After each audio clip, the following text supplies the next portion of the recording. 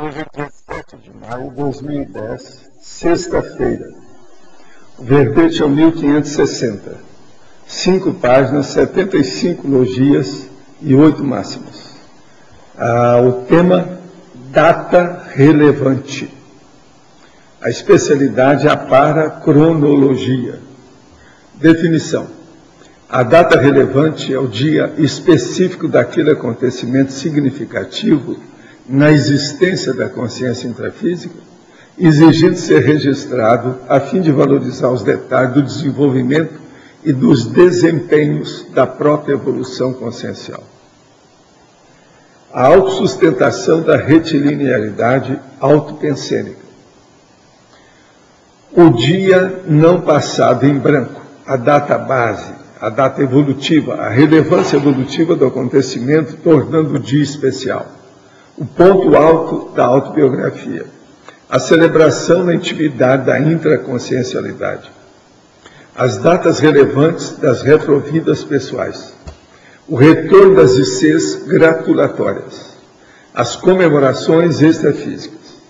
A promoção de banhos energéticos como brindes extrafísicos.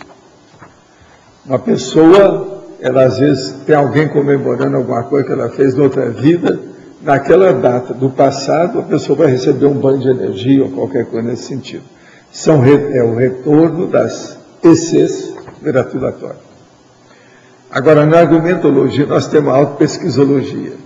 33 categorias de perguntas autopesquisísticas e as respectivas especialidades conscienciológicas relativas às datações marcantes da vida humana e extrafísica, adequadas para a consciência lúcida fazer a si mesma e registrar com detalhes.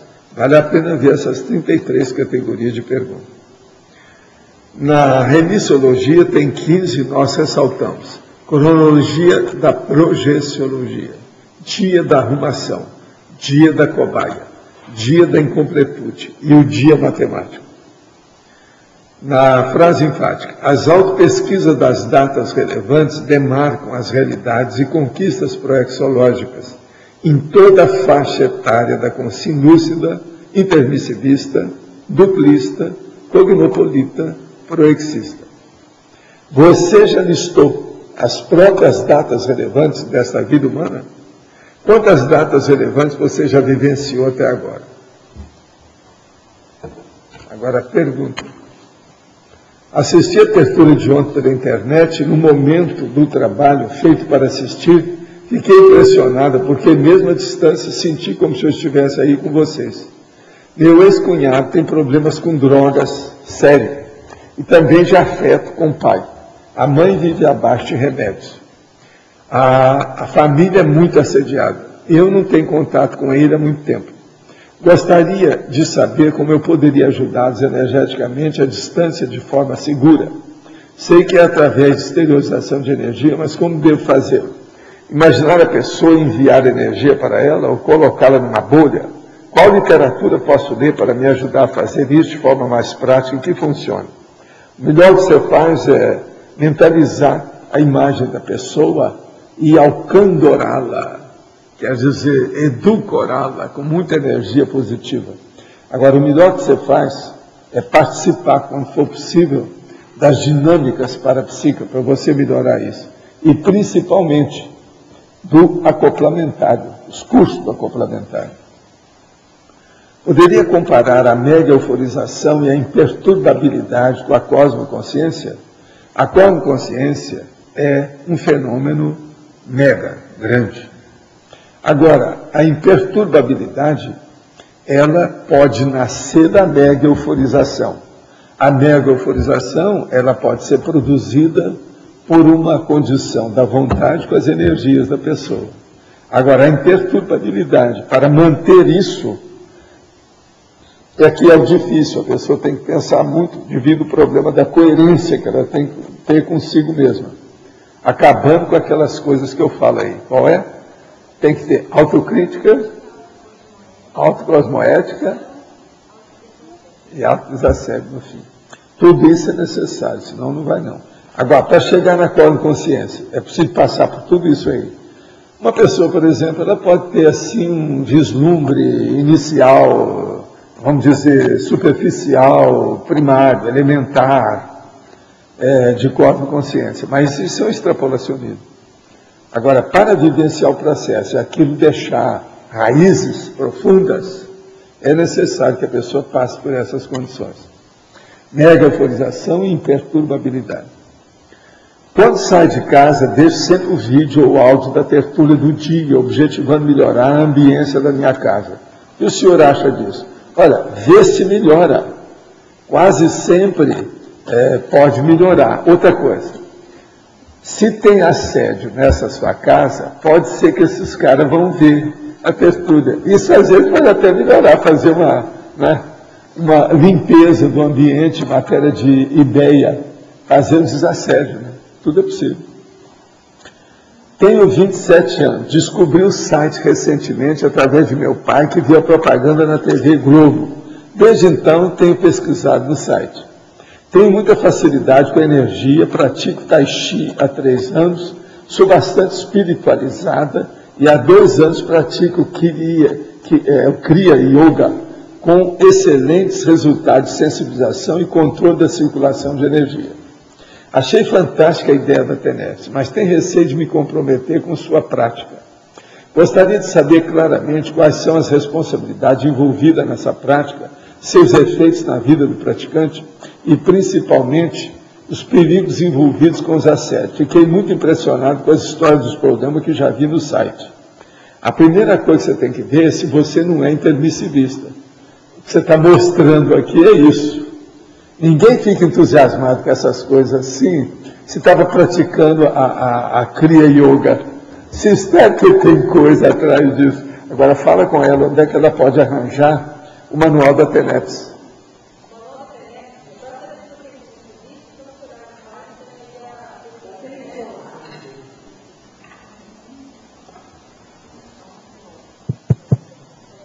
Não, chegou.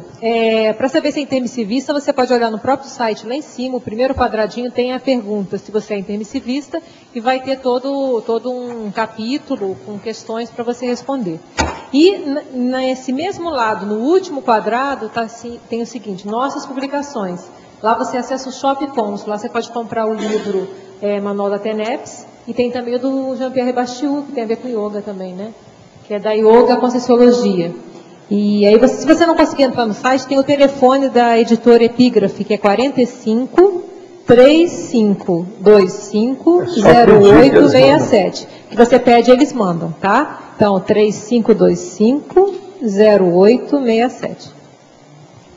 Agora, ó, o Manual da TENEPS tem que seguir e ler tudo direitinho para ser feito. Não pode ser no escuro e nem chutar as coisas, não.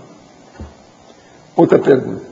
Poderia falar sobre a questão de assédio e fatores emocionais que levam as pessoas a fazerem sexo grupal, troca de casais, entre outras atividades relacionadas que fogem à monogamia? Que tipo de energia, assédio e outras coisas ruins pode acontecer a uma pessoa que coloca sua foto pelado, seminua, sensual na internet ou que pratica troca de casais? Hoje em dia o mundo bombardeia as pessoas e as crianças com imagens que estimulam a sexualidade de forma exacerbada. Qual a sua opinião sobre isso? Na sua opinião, de que forma um casal pode melhorar a questão sexual sem envolver outras pessoas? Qual a sua opinião sobre as fantasias sexuais que envolvem outras pessoas? Seria assédio? Essa que precisava de participar do meu curso, né, que eu já deixei de fazer há muitos anos. Há mais de 10 anos já. Mas o caso todo é o seguinte, vamos aqui. Vamos, segundo o nosso amigo de Londres, você sabe quem é de Londres? Jack o Estripador, vamos por parte, tá certo? Então vamos examinar. Sexo grupal e troca de casais, isso tudo é assédio.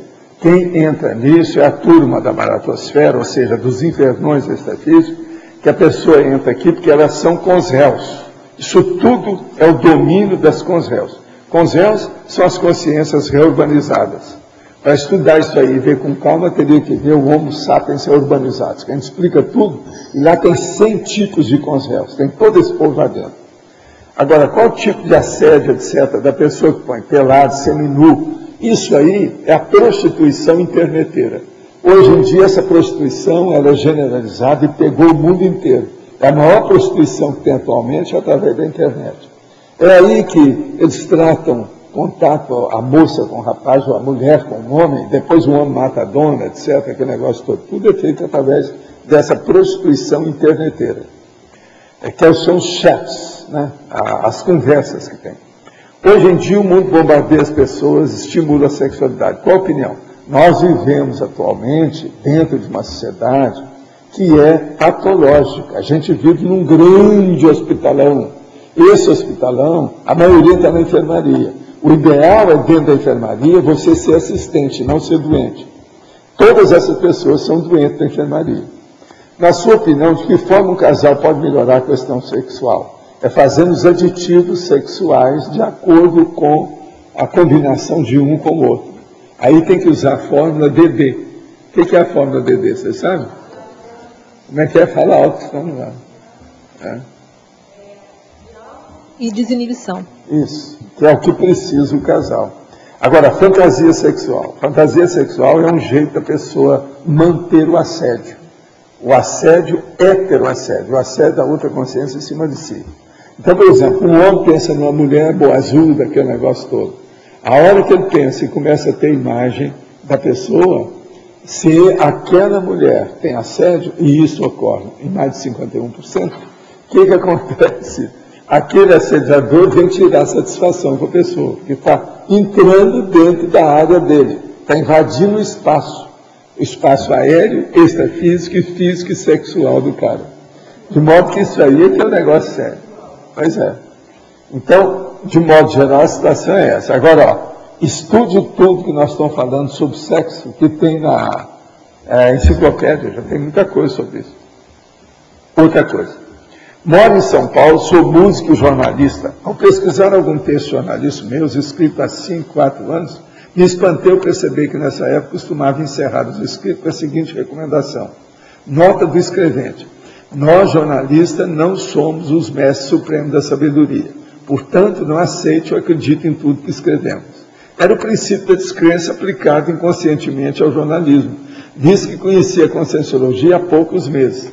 A partir dessa redescoberta, me veio a vontade de desenvolver projetos, programa baseado no conceito da neociência. Vocês conhecem jornalistas daqui de São Paulo que trabalham com isso e que pudessem passar os contatos? Põe lá o povo de São Paulo, dê um endereço aí para ele, que ele vai entrar em contato. Dá o telefone do IPC São Paulo e você entra em contato lá com eles.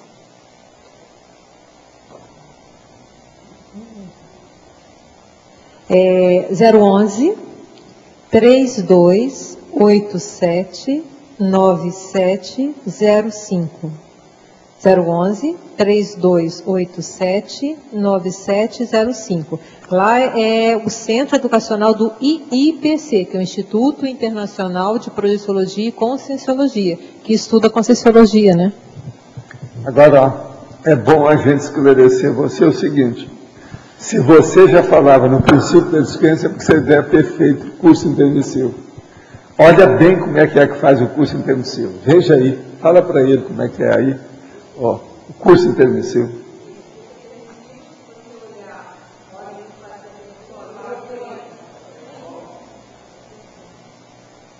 O curso intermissivo, do lado direito da sua tela vai estar lá, logo no primeiro retângulo. Teste do curso intermissivo. Você clica ali e você vai estudar essa questão. Olha bem, se você é do curso intermissivo, esse negócio é mais embaixo, é mais sério, mais forte. É bom você estudar isso mais. Entre as suas retrocognições, desde o ano 1100, qual foi a sua data intra-extrafísica mais relevante, dentre inúmeras que deve ter ocorrido? E na sua atual vida intrafísica? O problema mais sério que houve comigo foi um processo que havia uma guerra e eu já estava no fim da vida. Então, o que se passa? Eu apareci lá, porque eu tinha uma certa autoridade moral com aquele povo, e eles estavam querendo invadir um castelo e iam matar todo mundo.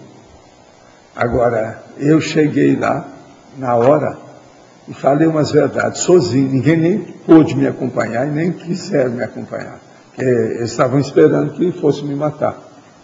E eu consegui superar o negócio. Agora, o que se passa? Eu mesmo nessa vida, estive trabalhando ainda com o povo que assolava aquele povo para invadir o castelo até hoje.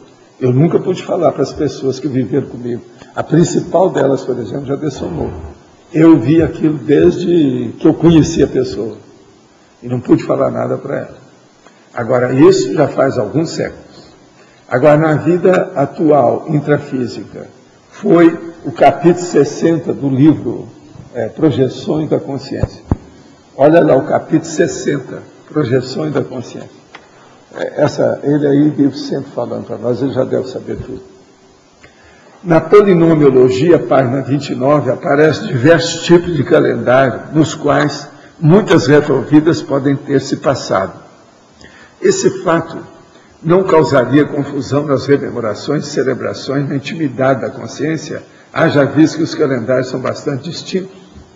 Sim, as pessoas não sabem nada. Outra coisa, quando a pessoa é boboca, aquilo que eu falo é burrilda, burralda e borroide, ela não tem experiência das coisas. Então ela é jejuna. Jejuna é o ilho, é a hora que começa o intestino a funcionar. Então a pessoa só assimilou o processo, mas ainda não limpou, ainda está começando a assimilação. Então essa pessoa não tem noção disso. Ela não tem noção, isso não afeta nada a ela. Agora, quando ela começa a estudar com retrocognição, que ela começa a ver os calendários e paracalendários, o processo, vamos dizer, não só da cronologia, mas da paracronologia, que é a especialidade desse verbete de hoje, ela começa a ver a realidade disso. Isso, pelo contrário, em vez de perturbá-la, vai expandir e aprofundar o conhecimento dela dentro de uma cosmovisão muito maior. Uma consciência assoberbada em determinada fase da sua vida, tentando fazer o melhor para a maioria das pessoas envolvidas, pode ter uma data relevante passada em branco e só rememorada mais tarde. Não, isso acontece com a maioria. povo tudo tem muita dificuldade ainda com retrocognição. Tudo que tem muita fantasia e muita besteirada de religião, que tem que cortar esse processo. Senão não melhora, não. Enquanto a pessoa está muito assoberbada com os processos da fidelidade ao problema de religião, a pessoa ficar totalmente com a lavagem cerebral disso, ela tem dificuldade com as retrocognições reais, lógicas, racionais. Queria falar para vocês aqui o que está na internet sobre a guerrilha paraguaia, que é um câncer que pode se alastrar, diz o analista. Então, eles estão olhando aí, enfim, o Exército do Povo Paraguaio, o EPP, é um grupo armado acusado de promover roubos, sequestros e assassinatos nessas regiões. Então, estão falando que isso aqui, ó, parece que o grupo já envolve 3.000 homens. O governo paraguaio afirma não considerar o grupo guerrilheiro como uma ameaça à estabilidade do país. Mas o povo já está de olho, inclusive aqui no Brasil, sobre essas coisas. Porque esse grupo tem relação com as FARC, que são as Forças Armadas Revolucionárias da Colômbia. Agora, aqui no Brasil, tem também gente que tem interesse nisso, que é o Comando Vermelho e o PCC. De modo que todo mundo está de olho nessas coisas. São problema sério e eles estão agora levantando a lebre. Nós estamos aqui junto do Paraguai. A fronteira é 10 minutos, nós estamos lá. Então é preciso ver o que é, eles vão ficar de olho, o que vai acontecer daqui para frente nas nossas vizinhanças por aqui. Agora, gente, sobre o processo da mega euforização, ontem não deu para falar, eu quero só esclarecer alguma coisinha aqui rápida, sobre o processo da imperturbabilidade. A imperturbabilidade, ela é uma consequência da mega euforização e ela também pode chegar a manter a mega euforização como um fato normal, corriqueiro e à mão da pessoa a qualquer hora que ela queira. Então, a mega euforização, ela faz a autorreflexão. É preciso a pessoa pensar para ver as consequências daquilo que ela pensa, daquilo que ela sentiu, daquilo que ela sente, daquilo que ela quer, qual é o objetivo dela. Então, a primeira coisa que tem, na questão de temperatura, às vezes, tem uma harmonia esfriadora. Dá uma harmonia dentro da pessoa e parece que tudo esfria, fazendo sentir frio. Tem casos desses que às vezes eu já fiz na minha vida, que eu já levava agasalho para dar para a pessoa, porque ela começava a tiritar de frio depois. Isso é devido ao sistema neurovegetativo da pessoa que não está habituada com as sensações de energia quando tem efeito físico e ectoplasmia. Isso é normal. Agora, outra coisa, nessa questão então da mega euforização, é necessário a pessoa ver o limite homeostático daquilo que ela faz, daquilo que ela sente, daquilo que ela vivencia. Isso fica igual, então, o detergente que é capaz de sujar. Por exemplo, se você tiver um detergente com muita coisa aí, e você deixar os restos dele, ele, em vez de limpar, ele sujou o ambiente. Então, é um paradoxo do processo. A mega euforização pode chegar num nível desse também. De modo que é igualzinho o caso da euforia negativa. Uma pessoa, por exemplo, ela pode ter euforia, aquela euforia pode prejudicá-la. Outra coisa que eu falo também, a pessoa que tem uma compaixão muito grande, se ela tem uma compaixão muito grande, um médico, por exemplo, vai atender a criança, e ele fica com compaixão, vai ficar igual aquele médico lá do Rio, que pegou o câncer do cara, o menino. Ficou com tanta pena dele que assimilou, fez a assimilação do processo. O menino melhorou e ele ficou com o câncer, no mesmo lugar, tudo igual. A gente trabalhou alguns meses até ele melhorar aquilo tudo. Ele já estava estropiado, porque o negócio foi no joelho, e ele ficou todo inteirado com aquilo, sendo que ele não tinha nada antes de nada disso. Então, veja, é o problema do limite homeostático das assimilações. Uma outra coisa, isso aí mostra a complexidade também da nossa vida humana, a vida intrafísica. E faz lembrar o estupro evolutivo, o processo da autorrenúncia que a pessoa tem que ter. Todos esses assuntos estão envolvidos nesse tema.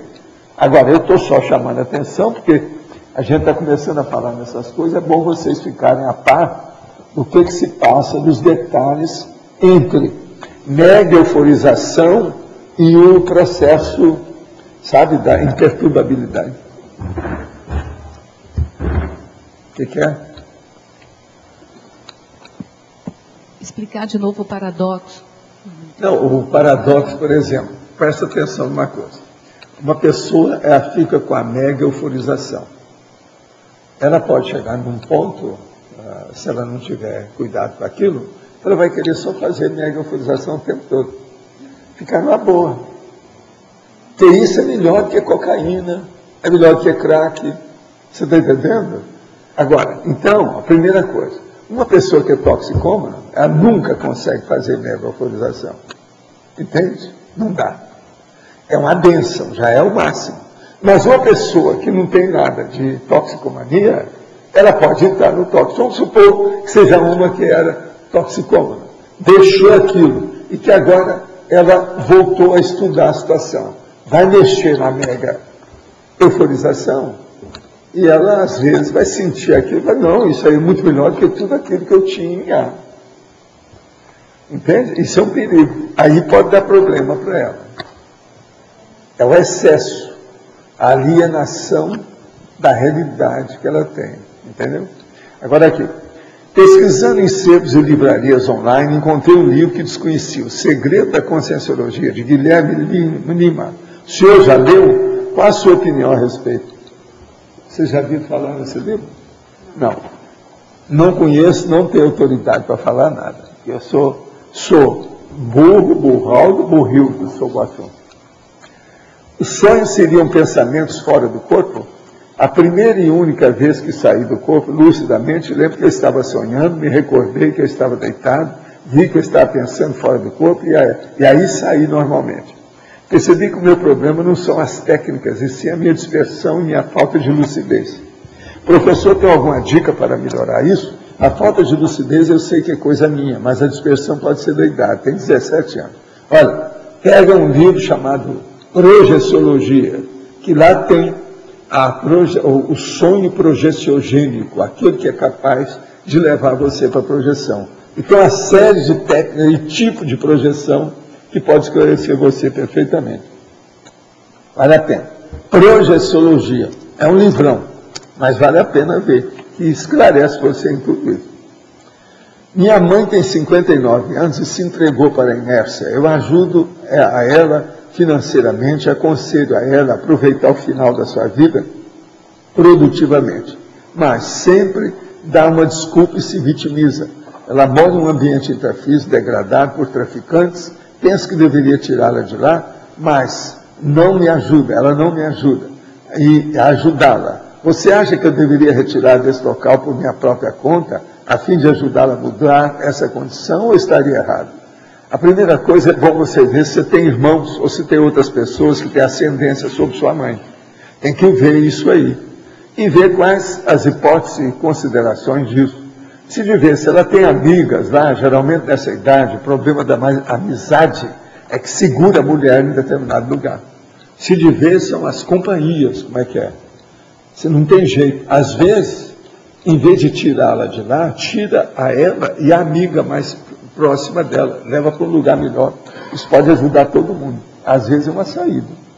O problema da amizade nessa idade é a pessoa não deixa porque ela se sente insegura quando sai dali. Tem que explicar isso tudo. Às vezes um psicólogo ajuda.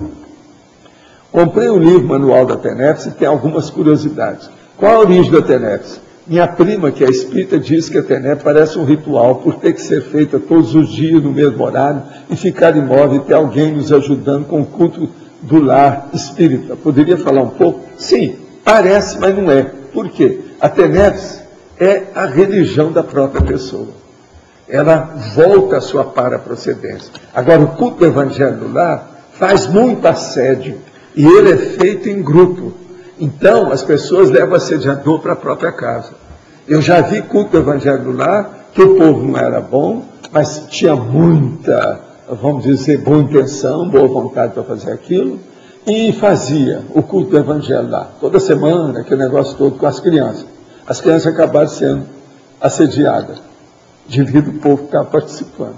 Então, não se deve fazer reunião espírita em casa, tem que ser feita fora. Ou senão, só se a pessoa tem muito gabarito para isso, ou esteja uma coisa afastada, o segmento da casa, alguma coisa, mas isso é um perigo, deve-se evitar ao máximo. Agora, a TENEPS, veja como é que ela funciona e olha a diferença. Agora, como ritual, eu só te pergunto uma coisa, o que não é ritual? Você vai dormir, você tem um ritual. Você vai comer, você tem um ritual. Até para fazer sexo, a pessoa tem ritual. Outra coisa, eu estou aqui no meu ritual de professor no online, falando, olha o meu ritual. Sento na cadeira, falo, respondo, tem 2 microfones, olha o ritual. Tudo na vida é ritual. Agora, não é ritual, presta atenção, não, místico, doido, de lavagem cerebral, não tem nada disso. É a pessoa consigo e o amparador. Então é tira-tema, é soco na cara, fratura exposta, impacto-terapia, não tem jeito. Não compare essas coisas com o evangelho no lar e o culto do evangelho do lar, que não é a mesma coisa. Eu sei dessa história toda e sei qual é a diferença enorme. Agora, onde é que apareceu a TENEPS? Eu já praticava TENEPS em vidas anteriores, e muita gente que eu conheço também já fazia isso. Foi assim que a gente conseguiu chegar no processo do FIEC. Qual a relação entre a evolução da consciência e a evolução do soma, baseando-se na teoria de Darwin? Sabe se ele já se encontra ressomado e se está atuando no contexto da conscienciologia? Olha, não tem nada a ver com isso. A pessoa que está perguntando não está sabendo de nada, tá certo? Agora, seria bom falar o nome dessa pessoa aqui. O meu amigo, o outro meu amigo.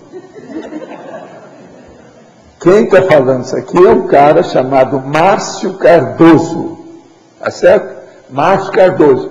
Eu não sei quem é. Ele está perguntando. O problema, então, fica entre vocês. Entre o Márcio e vocês. É um problema que eu não tenho nada a ver com isso. Tá bom? Eu sou apenas aqui um agente de notícias. Estou fazendo o meu trabalho do dia, né? Informações do dia, igual um programa de rádio, daqueles que eu tinha. Né? Vamos fazer o trabalho assistencial do dia. Vamos fazer as ligações. Achados e perdidos. Hoje foi encontrado fulano. Não estou nessa, tá vendo? Tá certo? Não está aqui quem falou, não é isso? Como é que é? Me inclua fora dessa, não é isso? Tudo isso aí serve.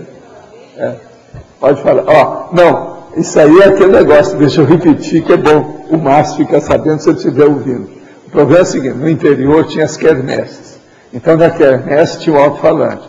No alto-falante eles colocavam música com oferecimento. A pessoa pagava e eles colocavam a música. Então chegava o locutor e falava assim, e agora, piquenique trágico, que alguém oferece alguém, e esse alguém sabe quem. Acabou. E aí tocava a música. O piquenique trágico, um negócio danado, um processo de emoção trágica, terrível. De modo que a mesma coisa é aqui. Que alguém oferece alguém, e esse alguém sabe quem. Terrível. Mas fala. Professor, considerando as múltiplas existências, e também o fato de que a consciência não tem idade, tem alguma importância comemorar aniversário? Qual aniversário? Aniversário não, aniversário das pessoas. Não, isso faz parte. Outra coisa, você às vezes é obrigado a comemorar devido ao social que você é obrigado a fazer. Isso não tem jeito, não. Tem certas coisas que não tem jeito. Por exemplo, e as surpresas que tem de aniversário? Aquele negócio de acender a luz, na hora que você acende, tá aquele monte. Tá. Isso faz parte da vida, o que você vai? É o social. Todo mundo, não tem jeito de fugir do social, a vida humana exige isso, não tem saída. Agora, tem muita gente que não gosta disso, por exemplo, na minha idade, é uma besteira esse negócio de comemorar aniversário, tá vendo? Você já está com o pé na cova, aquele negócio todo, na Avenida da Saudade, já está pensando no crematório, como é que é o crematório, se funciona bem, como é que é, tal. Mas então...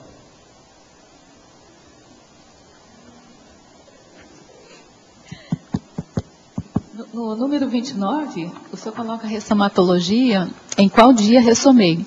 Data do nascimento ou do aniversário natalício. Pois é, isso aí é para ele. É para ele. Pode olhar. Pois é, mas se eu podia ampliar isso daí. É o número 29 aí, da autopesquisologia. Como é que a gente faz esse tipo de pesquisa, assim? O que é importante, na verdade? Qual dia ressomei? A data do nascimento ou do aniversário natalício? O que é que tem isso que ver com você e as condições? É isso perante o seu povo da família, a vida que você tem, as condições todas que tem. Eu, por exemplo, eu vi que eu era para ter nascido antes. Eu demorei algum tempo. A diferença minha para minha irmã são 12 anos de diferença. Ela nasceu primeiro. Ah, então não é a data em si, é o Não, contexto. uma série de coisas, cada um Tá. estuda o seu caso, tem que ver. A né? data é relevante também. É. Eu me lembro. Agora, estudar as vidas anteriores com aniversário, isso só com retrocognição mesmo, sério. Mas às vezes é impressionante isso. É impressionante. O problema todo são as comemorações. Por exemplo, um cara que vai ter problema com essas coisas vai ser o Everton, na próxima vida. Mas por quê, professor? Porque ele fez aqui, ajudou a fazer, estudiar, sei, essas coisas todas. Então, um dia eles estão comemorando, isso aí vai repercutir em quem fez. Eu sei porque eu tenho coisa que eu fiz que já repercutiu. Muita mega euforização para Tem ele. coisa minha, foi feito. É uns troços antigos, que às vezes, quando eles mexiam lá, eu sentia alguma coisa. Uma vez eu saí do corpo quando eu estava lá. Fui olhar, eles estavam falando da minha vida anterior. Isso agora, nessa vida, no século passado. Aí. Foi mais ou menos 1970, por aí, 60, 70. E eles estavam lá. Agora, naquela ocasião, o tal mal é que me levou só para me mostrar na cara, né, certas coisas, para eu aprender. E eles estavam falando de coisas que eu tinha feito e tal. Os negócios todos que estão lá, materializado, construído. O negócio está lá, está funcionando. Agora, tem alguns bons séculos na história. Por isso que os próximos séculos você pode esperar. Tertuliano vai bater na sua cuca. E outra coisa, na sua paracuca. E outra coisa séria. E as outras coisas que você tem feito. Se ver. E que é que tem? Por isso que eu falo. Tem aquele cara que é um arquiteto igual você, que chegou para mim. Isso foi lá em Uberaba. Val, eu estou aí com uma casa, agora o que se passa? A fulana está querendo que eu faça lá uma casa grandona, um monte de quarto, aquela coisa toda. Mas eu estou em dúvida, te falo. Assim, mas por quê? Esse negócio de ter uma casa grande, com muitos quartos, não quer dizer nada. Assim, Val, não é isso. Ela é uma cafetina, ela toma conta das prostitutas. Como é que é? Eu vou fazer essa casa, esse negócio não vai bater na minha cabeça? Como é que fica isso? Eu falei assim, está aí uma coisa que, em coisa de marido e mulher, a gente não põe a colher, eu não posso entrar nessa.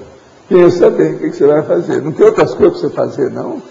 Agora, a dona está querendo fazer, e parece que acabaram fazendo. Que era uma casa grande, para caber assim uma dúzia de mulheres. E outra coisa, com salão inicial de escolha, seleção. Então os homens chegavam para a porta, selecionavam, depois tinha outras várias portas para ir. Ele estava com a planta baixa, que a dona foi falando e ele foi riscando para fazer. Pessoal, nessa eu não entro. Eu nem sei se foi ele que fez, o que aconteceu depois, porque eu não vi.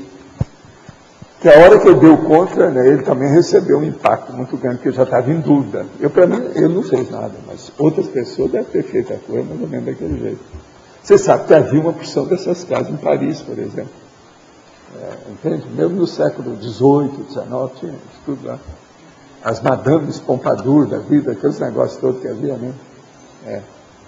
Como diz o caso, a madame da Poupadura. É assim que eles falavam em Monte Carmelo. Da Poupadura. Madame Pompadour. Valdo, na autopesquisologia número 2. Autoproexologia. Autoproexologia. Em qual dia admitir ter alcançado a condição do completismo existencial, ou seja, o complexo? Isso aí é o máximo, né? Queria saber como que quem é aqui que já a pessoa percebe. Fala para mim aí que eu quero saber. Como é que ela percebe? Tem gente aqui que já alcançou isso. Valdo, a pergunta é como ela percebe que ela chegou nisso. O que você quer? Como ela se percebe que chegou nisso? Não, ela não percebe, presta atenção, ela fez uma obra que equivale ao complexo. Ela sabe, ela não percebe. Agora, ela que a induziu, pergunta também por exemplo, é se ela sabe. Livro, a sua mega gescom, pode ser que seja o seu completismo. Não, a pergunta mais é o seguinte, eu vou reformular a pergunta. Ela vai saber disso tranquilamente? Vai saber. Se ela tiver lucidez, o problema é dela.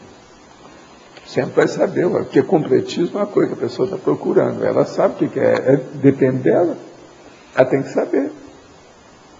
Isso aí não precisa esperar amparador para dizer nem nada, não. Provavelmente ela vai saber, né? Vai. Agora, na Ofiexologia, número 24, eu queria saber em relação a você, que você deve lembrar... Em qual dia instalei com a evolucióloga e a consciência amparadora de função, oficina estatística? Lógico que você deve lembrar desse dia. Alguma assim. coisa assim. Agora... Uma coisinha. Tá certo? Mas, por exemplo, quando iniciou a Ofiex, independente desse dia, você, lógico que não, tem eu consciência. já sabia das coisas todas antes, né? Eu estudei isso tudo antes. Eu sabia de todo esse processo. Agora veja, eu sempre falei que o Ofiex é uma das coisas mais transcendentes, tudo que eu falo aqui. Transcende muita coisa. Por isso que às vezes eu fico em dúvida se o Ofiex não é superior ao complexo, se não é superior à semiconsciência, se não é superior ao teleguiado, que depende do trabalho do Ofiex. Você entende? Agora... É um processo que entrou dentro de um nível complexo, difícil. E a sua, ela vem de outras vidas? Ou... Não, tem alguma relação, mas do jeito que eu tenho hoje é tudo diferente. O nível que eu tenho hoje, que os amparadores me permitem, me ajudam, é superior a tudo que eu tive antes. Mesmo com os negócios grandões, os processos entre guerras, aquele negócio todo. Processo de direito, jurisprudência, a de hoje é superior. Eu estou hoje envolvido com muito mais gente do que antes. E para o isso é natural, a maioria de nós todos vocês também estão. Por quê? A demografia, houve a explosão demográfica, tem muito mais gente hoje. Então isso é sério. Existe a Ofiex, é necessário a pessoa já ser desperta. É uma pré-requisito? Olha, eu acho que é uma boa, né? Mas é pré-requisito. Ajuda, né? Ajuda. Mas pode ter antes, não? Ou é um pré-requisito? Olha, aí depende, pergunta para o cara ou para a cara. A cara. O que é que eles acham, como é que é. Por isso que eu estou falando, isso aí tem que examinar. O que eu vejo é o seguinte, o negócio é quando é que a pessoa assentou a jurisprudência disso. Quando é que ela se tornou profissional, oficial, institucionalizou? Quando é que assentou a poeira de tudo? Entende? Isso aqui é a coisa séria. Essa data que é a coisa mais séria de tudo. Aí envolve todos esses processos. Agora, porque quando a pessoa chega no nível da TENEPS, ela já começa a ter extrapolacionismo. Extrapolacionismo de Ofiex, extrapolacionismo de semiconsciência, extrapolacionismo, você está entendendo? Dessas coisas todas, de vez em quando tem. Mas isso ainda é extrapolacionismo. Extrapolacionismo é sempre uma coisa menor, primária, inicial, jejuna, né, como nós falamos. Então a gente tem que pensar. E cada pessoa tem que ficar de olho nisso. Eu estou aqui alertando todo mundo para o processo. Isso aqui vai ajudar muita gente. Gente, esses 33 itens parecem ser muito simples, mas não são complexos. O processo da Ofiex, ele pode iniciar antes da desperticidade, os iniciais, primeiros passos? Pode, né? Agora depende, né? Tem que ver a pessoa. Isso tudo está dentro daquele, vamos dizer assim, um processo de transição complexo. É difícil pensar. Não é estanque, né? Não é estanque. O ideal seria que se tudo fosse tudo matemático, tipo Rosa Nader, tudo certinho, ou Garbi, né?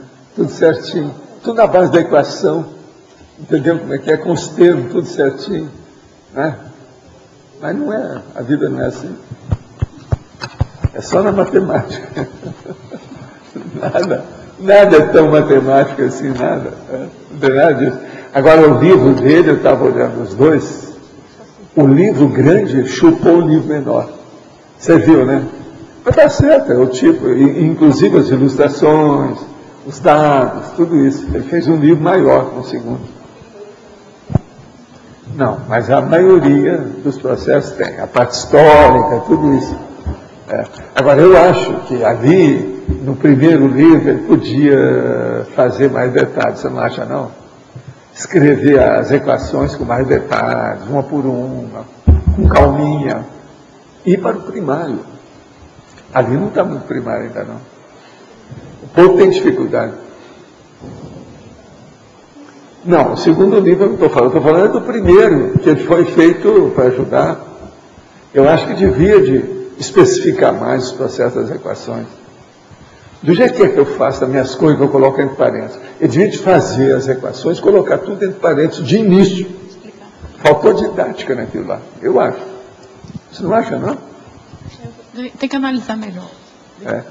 Olha bem, de cara ele vai falando para nós, as equações são essas. Ele fala quais são as algébricas, que é a primeira que chega.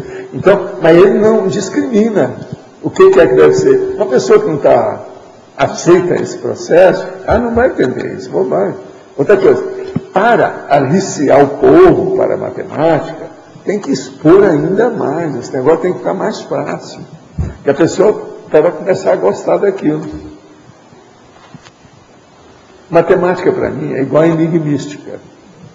Tem que ensinar tudo para a pessoa como é que é. O que é charada, o que é o salto do cavalo, o que é palavra cruzada, o que é um enigma. Entendeu? Com calma, até a pessoa entender, dar exemplos. Não vai não. Ali está muito por cima ainda.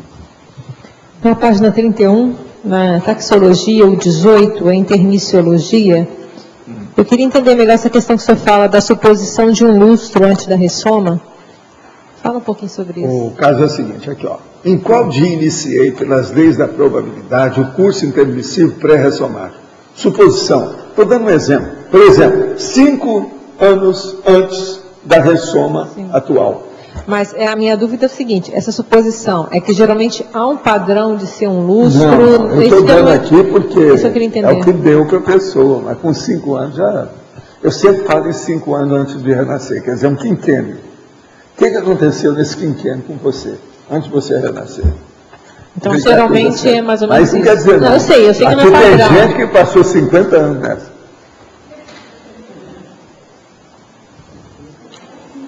50.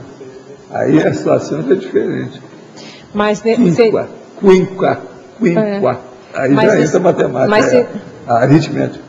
Mas teria predominância de algum dos casos que você já falou? O senhor falou que às vezes fica muito tempo, porque a pessoa está precisando aprofundar ou está muito tempo? Uma coisa eu posso falar para generalizar. Por enquanto está demorando muito, com o passar do tempo vai demorar menos. Entendeu? O povo vai fazer os cursos mais rápido. Mas por enquanto ainda demora muito. E há muita oscilação, é muito instável. Um demorou 5 anos, o outro demorou 25, o outro 75, sei lá, né? Tem de tudo. Varia.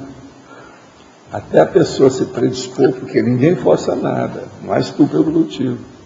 Tem que esperar a definição da pessoa, a vontade dela, o que ela quer. Professor. Então, como é que fica?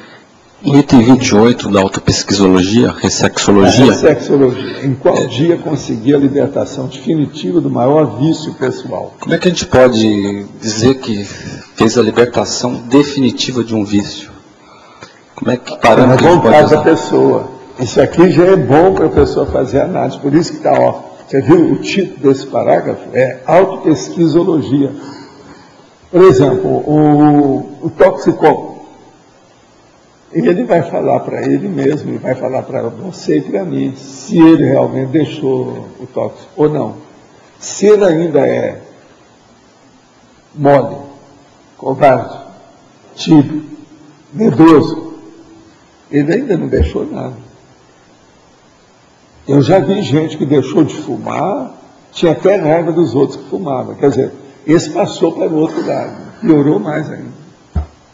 Então, aí depende do gabarito da pessoa. Agora, o que é bom? É que eu estou falando aqui, a autopesquisa. A pessoa vai pesquisar para ver qual o verdadeiro nível dela mesmo, para valer a realidade, para saber o que é. Isso é bom, você não acha? Agora, a pessoa sabe. Eu já vi gente trabalhando nessas coisas, tudo quanto é jeito. O fator Tem mais gente que importante... consegue superar porque tem vontade própria, sério. Igualzinho isso. Tem gente, por exemplo, que deixa de fumar, não vou fumar mais. E deixa mesmo, nunca mais põe um cigarro na boca. E ela não cria problema com isso, ela não chupa balinha, não precisa nada disso.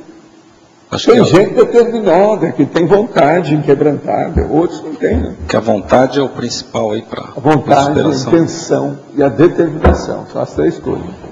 A pessoa tem que definir aquilo ali. Agora, a maioria, vamos falar franco, a maioria é tíbia. É mole. Tem dúvida, tem problema. Agora você examina, você que entende bem das coisas tudo de medicina. É uma bobagem muito grande esse negócio da toxicomania, a pessoa fica dependente de um processo bioquímico, presta atenção. Agora, a pior que eu acho é o cigarro. O cara começar a soltar fumacinha, isso nunca me entrou na minha cabeça. Agora, só vem de outras vidas comigo, porque eu sempre meti o pau. Não se entende. É questão, né? Outra coisa, suja o nariz, a boca, os dedos, a pessoa, a barba. O hálito. Dá mau cheiro, dá câncer de pulmão, pior no estômago da pessoa. Quer dizer, agora, um prazer besta, mas está cheio de prazer besta. A gente tem que entender pelo seguinte, eu sempre achei que tudo isso é masoquismo. Então, cigarro, cocaína, crack, entendendo? Os narguilé da vida, ou lá no Rio Grande do Sul, está entendendo? Tudo isso são pessoas que são masoquistas. Ovaldo? E a pessoa sabe que aquilo faz mal, e ela insiste, isso não é masoquismo? Aqui no ar. Eu acho que eu tenho visto assim na minha prática é o seguinte, a pessoa pode se considerar liberta de um vício quando ela para de sonhar. Por quê? Porque eu vejo que existem fases assim do processo de largar. Mas muitas vezes a pessoa segue sonhando e tem situações que eu não sei se é projeção ou efetivamente sonho, mas ela ainda sonha com o ato de fumar, por exemplo. Não é só isso. E fora as outras coisas que a gente sabe que é possível. Tem coisa que eu também atingi os outros. O seguinte, o cara chegou para mim todo afobado. Não, Valdo, eu queria te dizer. Essa noite eu sonhei que eu tinha voltado a fumar. E então me deu uma angústia enorme na hora que eu voltei a fumar. Sentia que tudo. Aí eu voltei para o corpo, foi um alívio. Você acha que isso vai acontecer mais vezes comigo? O alívio que eu tive foi bom, mas a angústia que eu tive foi muito pior do que antes. Agora veja, eu quero só falar para vocês uma outra.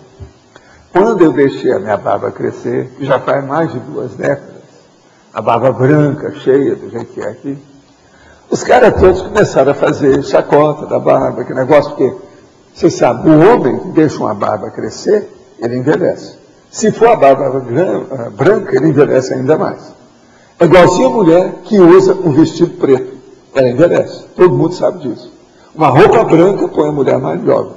Agora, estuda minhas técnicas de estudo, do processo entende? Das coisas todas que nós já estudamos disso.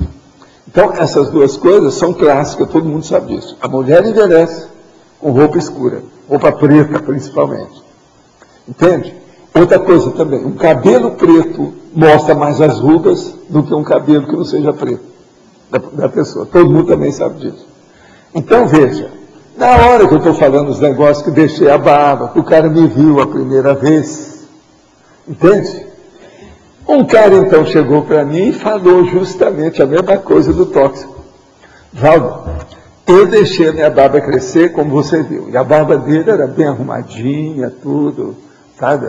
Apontadinha, tudo, não era cheio igual a minha não, mas bem arrumada tudo. Agora você sabe, quando eu deixei, foi um custo até acostumar a minha imagem pública com essa barba. Agora, eu sonhei que a fulana tinha chegado e raspado a minha barba. Me deu angústia enorme, eu acordei com um sobressalto, o coração disparado. É a mesma coisa. Quer dizer, não, tudo começou a pensar fora do corpo. E agora, quanto tempo eu tenho que deixar até a barba crescer para eu ser o que é? Eu vou ficar em casa, eu não saio. Isso é ele falando ali. Eu não vou sair, todo mundo vai me ver com essa barba raspada, a cara raspada, tudo limpa. Como é que vai ser? Então, é a mesma coisa. Processo da barba. Agora, foi aí que tinha aquelas piadas que faziam comigo demais, sabe, quando eu deixei a barba.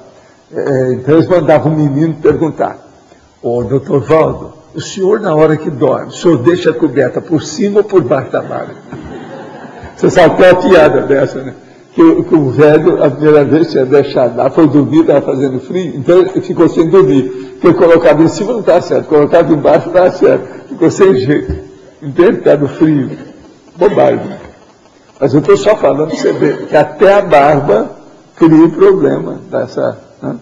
Agora aqui, quando falamos de transmentor, amparador, esses são os mesmos que conhecemos no Espiritismo como guias, mentor espiritual? Não. Os guias de doutrina, de religião e de seita, Espiritismo é uma seita cristã, eles são guias cegos, eles não são técnicos. Se ele fosse técnico, ele ia dar uma mensagem lá para vocês acabar com o Espiritismo, as bobagens de Allan Kardec, os troços todos. Eles não falam a verdade. Eles contemporizam, eles são lenientes, por isso que são guias cegos. Agora os nossos aqui não, eles falam tudo na bucha, do jeito que eu falo. Que o negócio é falar a coisa do jeito que precisa. Então, você aí, que é do Espiritismo, você pode ler algumas coisas. Eu mesmo posso te falar alguma coisa aqui sobre isso. Se houver diferença, o professor poderia explicar, pois em estudos que tenho feito, tem encontrado no Espiritismo, terreiro de Umbanda, muitos guias espirituais que, na verdade, são guiados ao invés de guias. Poderia falar um pouco a respeito? Sei. Mas eles são guias cegos. Agora, ó, eu vou só te mostrar uma coisa, para mostrar o que é Espiritismo e a situação como é difícil. Isso aqui é o volume 2 da enciclopédia, 1132. Vamos ver aqui o que é. Aqui está o negócio seguinte. É isso aqui, ó, que falta para as religiões e principalmente para você espírita, por exemplo. Autorrealidade intraconsciencial. É um verbete que nós já debatemos aqui há muito tempo. A autorrealidade intraconsciencial é o fato real, a existência ou a verdade mais íntima da estrutura do micro-universo consciencial, da consciência autêntica, encarada e reconhecida por si mesmo, sem apelos infantis, tolices imaginativas, autocriações oníricas ou trucagens virtuais. Quer dizer, isso aqui é um verbete da enciclopédia. No caso, é que eu indicaria para você entender isso. Primeiro, você tem que entender você. Quer dizer, você com a realidade, de acordo com o princípio da descrença. Você sem ser doutrinado por ninguém, ou lavado cerebralmente por nada. Toda seita, ela lava cerebralmente as pessoas e elas se tornam fanáticos. Agora, os fanáticos só melhoram através disso. A autorrealidade intraconsciencial. Eles têm que entender como é que eles são. Aí, ele vai ver o guia cego com autocrítica e heterocrítica. Ele vai ver a realidade do guia cego. E vai ver a diferença conosco. Aqui, por exemplo, não se faz estupro evolutivo. Mas, em compensação também, não deixa passar verdade nenhuma. Se o negócio, se a pessoa não está com a realidade relativa das coisas, o amparador cai fora, ele não fica com a pessoa. Por quê? Essa pessoa está ainda sendo dominada pelos guias cegos. Então, por isso, há uma diferença enorme entre o processo da seita e o problema nosso. Que a gente está falando aqui é a base do princípio da descrença, com lógica. Então, a situação é diferente. Agora, esse verbete, a pessoa pode encontrar isso no Dividir, né? Fala aí para ele, se ele quiser ver. E lá tem outros verbetes que pode esclarecer isso tudo, inclusive sobre guia cego. É só olhar que tem. É só ler ou procurar amparador e guia cego, você vai ver a diferença de um com o outro, com detalhes. Isso é só você entrar no nosso site, tem o ícone Nossos Livros do lado direito, e lá você vai entrar no Shop Cons e você encontra a enciclopédia em DVD com 1.365 verbetes. E aí tem tudo isso lá. O senhor poderia explicar qual o nível de imperturbabilidade de um desperto, como alcançá-lo? Olha, ele já está começando alguma coisa, porque eu mesmo acho, dentro de mim, que é muito difícil uma imperturbabilidade consistente, mais substanciosa, mais coerente, racional, mais comum com a pessoa, ou vamos dizer, que seja mais permanente com a pessoa, sem a dispersidade. É muito difícil. A pessoa tem que ser desassediada, mais ou menos, dentro da situação, para ela ficar imperturbada. Senão, como é que é? Ela vai ficar perturbada. Não tem jeito, não é isso? Então, eu acho que uma coisa puxa a outra. Agora, um negócio muito sério é a mega euforização que nós estávamos mostrando, porque tem relação justamente com isso. Uma outra coisa, uma pessoa que chega a sentir a mega euforização de uma maneira mais profunda, ela vai ver o que é a imperturbabilidade. Com isso, ela vai querer estar sempre daquele jeito. Ela vai mudar tudo que ela tem para chegar naquele objetivo. A data de nascimento da consciência tem importância pela relação com o momento histórico no raciocínio, holopensênico sociológico. Se a pessoa for da sociologia, tem. Um político, um sociólogo, uma pessoa que tem um processo de liderança de alguma área, da indústria, do comércio, alguma coisa nesse sentido, é lógico que tem. Né? Com relação ao dia de finados, qual é a visão da conscienciologia com relação a essa data? Não, é o processo do culto aos mortos que a turma faz. Isso tudo é secundário se nós formos ver a realidade extrafísica. Mas o povo precisa disso. De modo geral, isso aí, né, é uma lavagem cerebral danada. Hoje é uma indústria, né, do defunto. É a indústria funerária. Né, chama até indústria funerária. Né? No dia 2 de maio, completei 6 meses de TENEPS e fui diagnosticado com apendicite, passando por cirurgia no dia seguinte. Também estou à frente de uma pesquisa orientada inicialmente pelo senhor acerca do período pré-TENEPS e período inicial da TENEPS. Isso tem relação com assédio ou pode ter sido amparo, com a relação amparo no sentido de me fazer calçar melhor para bancar esse processo com maior qualidade? Olha, eu acho que você foi ajudado, né? Se você tinha apendicite e a TENEPS mostrou, deu o diagnóstico, é ótimo. Apendicite é preciso, quanto mais depressa a pessoa tem, uma infecção brava, pode matar as pessoas. Meu tio dessomou quarta-feira, dia 5, chegando próximo ao corpo, senti tontura, calor e uma pontada na cabeça. Saindo de perto, essas sensações sumiam, mas quando me aproximava, isso voltava. Isso aconteceu várias vezes. Isso pode ter, devido às próprias energias que estavam no corpo, pode ser consciência. As consciências energia aproveitam esse momento para absorver energia? Não. Pode ser seu tio que não estava lá ainda, não é nem consciência, nem nada, nem corpo, não. É ele. Agora, a primeira coisa, você não falou aqui, de que ele dessomou? Tinha alguma coisa a ver com a cabeça? Tinha alguma coisa a ver com tontura? Qual foi a causa mortis? Isso aqui é importante saber, para ver se foi ele. Se o cara, por exemplo, ele dessomou com problema sério, câncer na cabeça, você chegou lá perto, se sentiu, é lógico que é ele. Tá na cara. Então aí o negócio é clarear isso um pouco mais. Você entendeu, né? Eu acho que ele entendeu. Quem está falando é. Quem está perguntando é um cara muito inteligente. Muito Professor, aqui no A, no B, aqui em frente. Eu queria saber como a gente pode identificar ali o último efeito na efeitologia, na página 29. E se isso pode ser positivo. Os efeitos calendários das retroculturas na existência atual.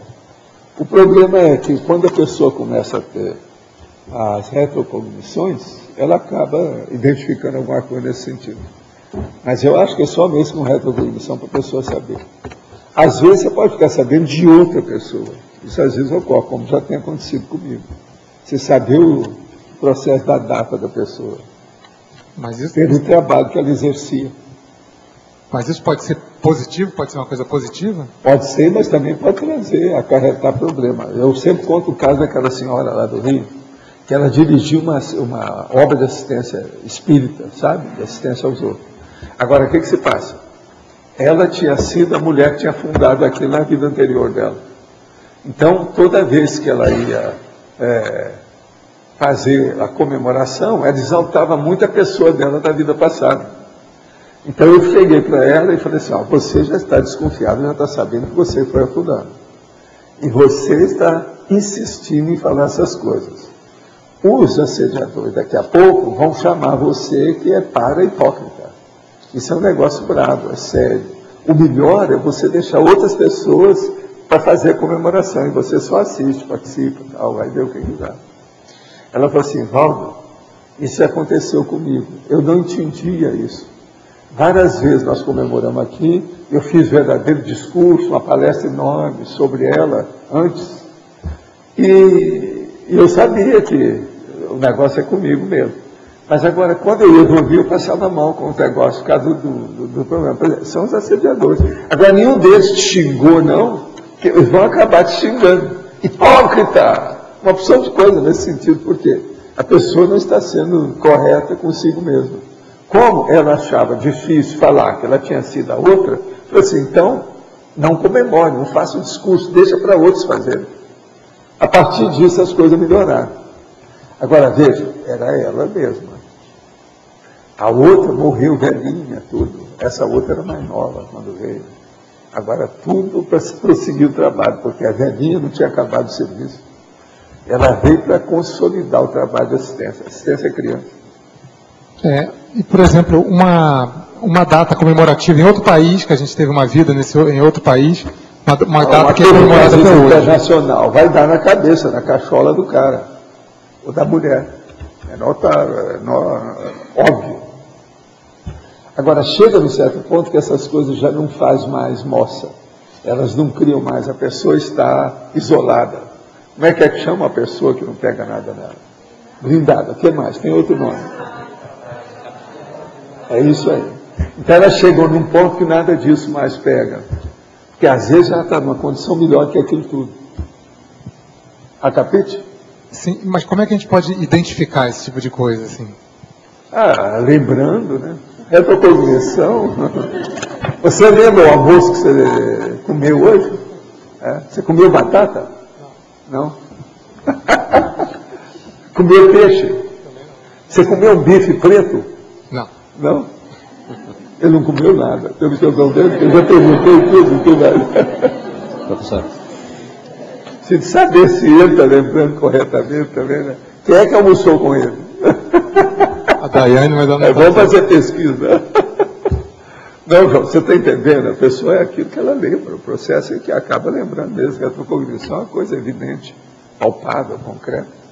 Na página 29, na efeitologia, o senhor já comentou, por acaso, o efeito evolutivo da ordem das coisas? O que é exatamente esse efeito evolutivo da ordem das coisas com relação à data relevante? Os efeitos, onde é que está isso? Aqui, na segunda linha da efeito evolutivo da ordem das coisas. Sim. Com relação à data relevante, como seria essa análise? Como é que a gente faria essa análise? Datas relevantes, ordem das coisas? Não, deixa eu só te explicar, Adélio. Você ter uma data de uma determinada personalidade, isso pode fixar a sua retrocognição. E a sua retrocognição pode trazer uma personalidade que você vai ver quando ela viveu. Agora, já tem gente, por exemplo, que lembra que foi determinada personalidade há algum tempo. E outra coisa, ele lembrava daquilo, mas não tinha uma fixação séria. Agora, chegou um ponto, o que ele fez? Quando eles começaram a comemorar o processo da data da outra personalidade, ele viu que aquilo repercutia em cima dele. Ele nem estava pensando naquilo, quando ele viu, eu recebia aquelas coisas todas na cabeça, tal, o negócio tudo vinha. Aí ele confirmou, quer dizer, a data confirma e as retrocognições confirmam a data. Então, a opção de coisa nesse sentido. A data confirma a ordem das coisas, é mais ou menos por aí.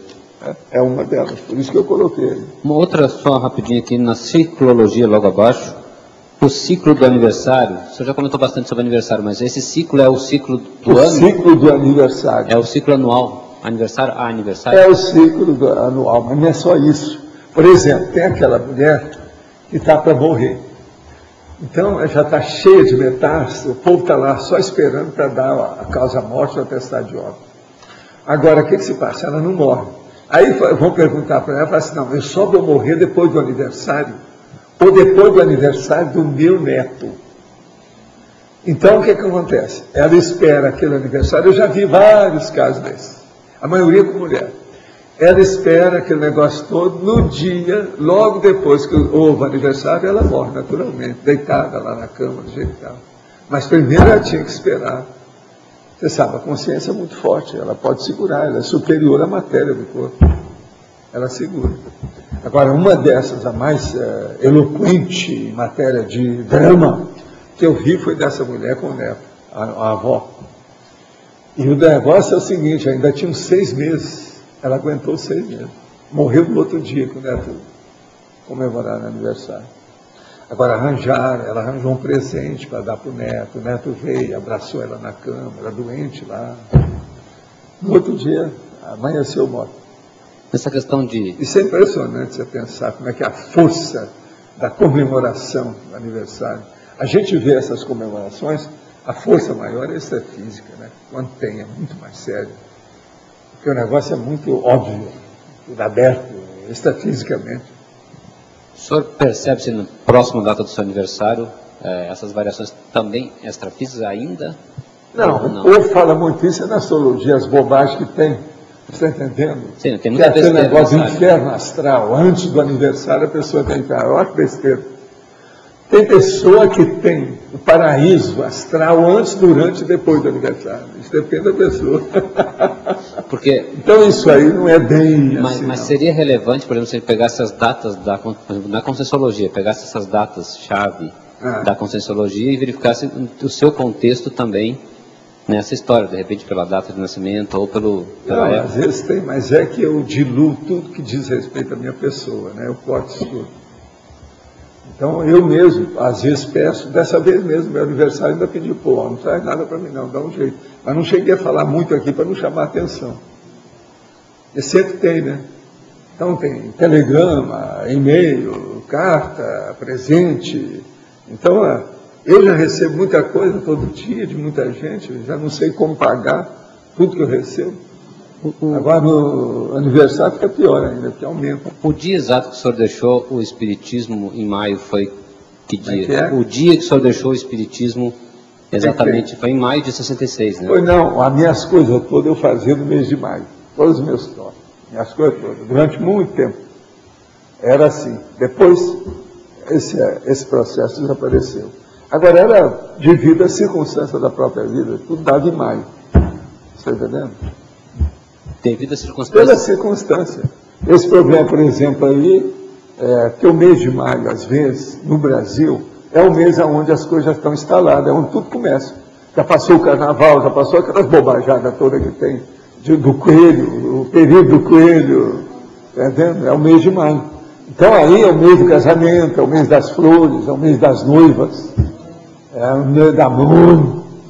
Então é isso aí. O mês de maio é que deslancha as coisas, Deus para valer. Só diria que houve um dia em que o senhor saiu... Esse mês, viu? Nós estamos em maio. Eu quero te lembrar que hoje é dia 7 de maio. Por isso que eu quero dizer, houve um dia que o senhor saiu especificamente ou foi no mês de maio de 66? Não. Eu saí devido à circunstância das viagens. Nossa, aqui não foi eu nem que programei, eles mesmo que tinha programado. Foi então coincidiu nesse processo. Eu só gostava de mudar as coisas a partir do mês de maio, devido a assentar todos os trabalhos, né, da sociedade, os troços que tem. Muita coisa eu vi que acontecia em maio. Okay. Não tem nada de maio, não. Professor, sim? Aqui na fatologia, na página 28, tem 2 itens. O ponto alto da autobiografia e a celebração na intimidade da intraconsciencialidade. No caso, essa celebração... Ponto alto da autobiografia. Por exemplo, é aquilo que o Chico fez, defendendo o processo dele com aquela carta terrível, que eles publicaram naquele livro que eu li aqui. Aquilo é o ponto alto da autobiografia dele para ele. Ele estava defendendo as mensagens que ele recebeu. Ele mesmo estava falando lá. Como é que fica esse povo mais tarde? O que eles vão entender dessas mensagens? Vão achar que tudo é fajuto. Ele se defendeu, foi um ponto alto da autobiografia dele. Agora, um ponto alto da autobiografia dele foi ter saído de Pedro Leopoldo e ir para Uberaba. Tudo aumentou. Todas as coisas se expandiram com a gente lá. Agora, a celebração da intimidade da intraconsciencialidade é aquilo que você celebra na sua vida passada, não precisa falar com ninguém. Às vezes vem um amparador e te dá os parabéns, ou lembra alguma coisa, mas ninguém está sabendo o que se passa, só você. A intraconsciencialidade.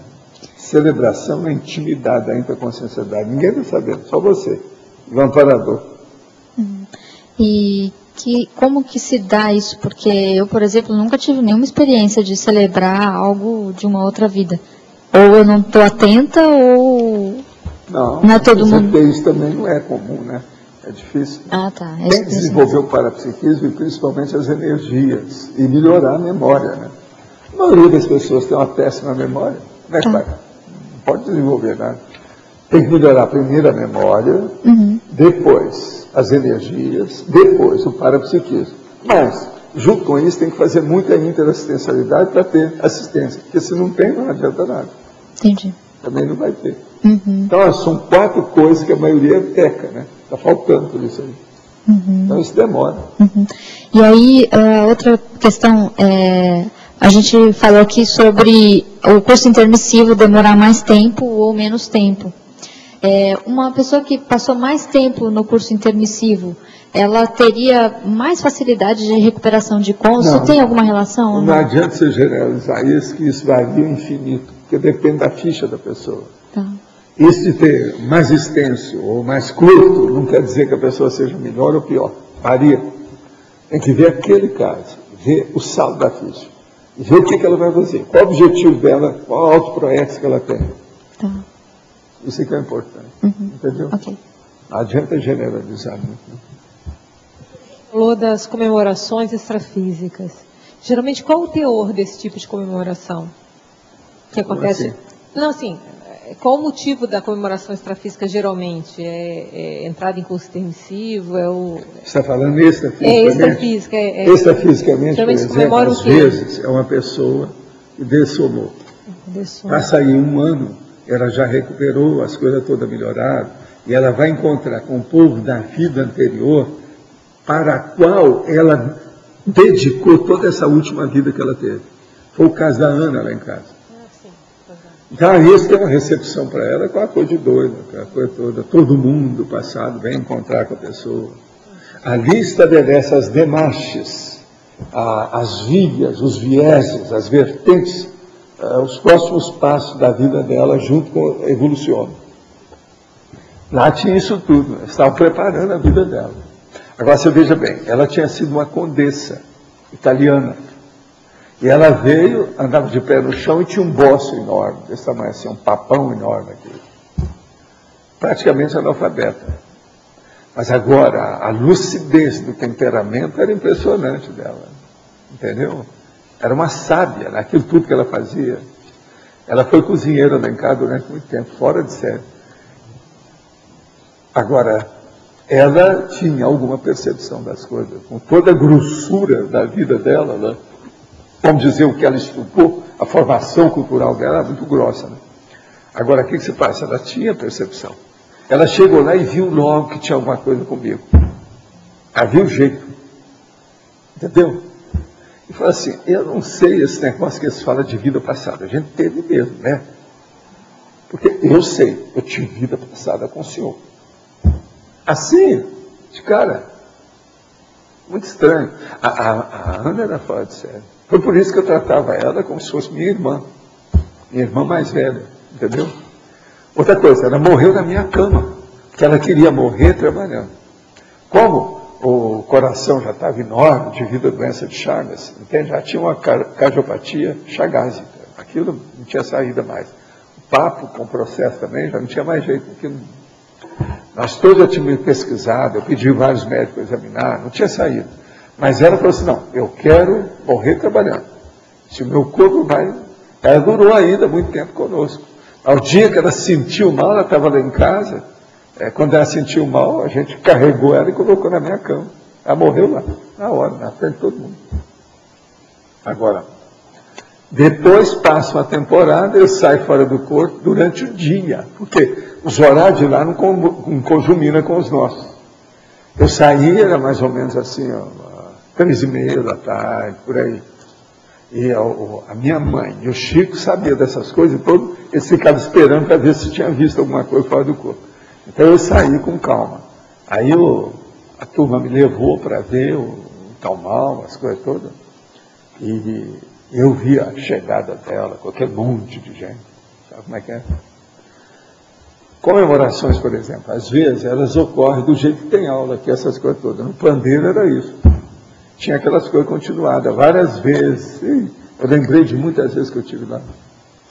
E às vezes variava a plateia que estava lá, o povo que aparecia, não eram os mesmos.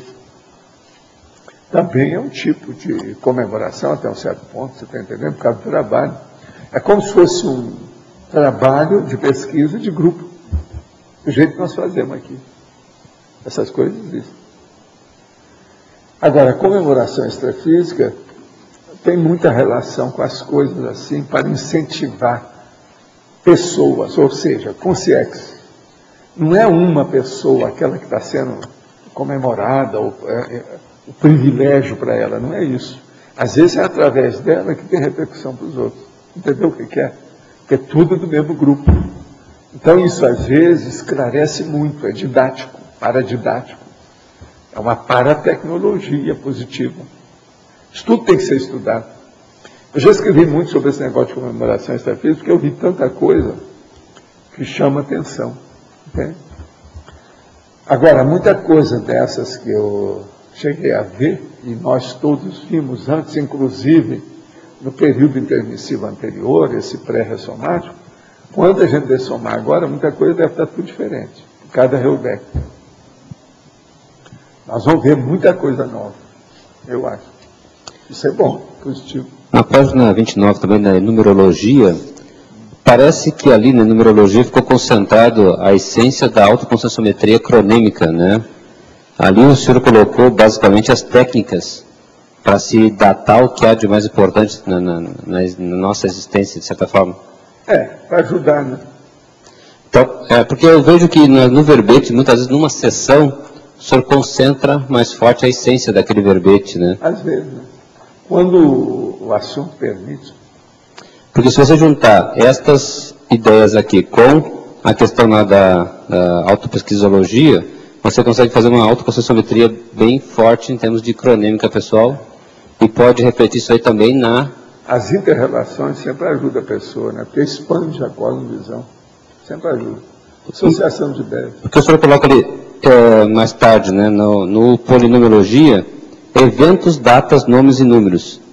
Se eu pegar em cada um desses contextos, eventos, datas, nomes e números, eu estou pegando a essência também. Isso aí são 4 termos ou variáveis, né? Que vale a pena levar em consideração em qualquer coisa que mexe com cronologia.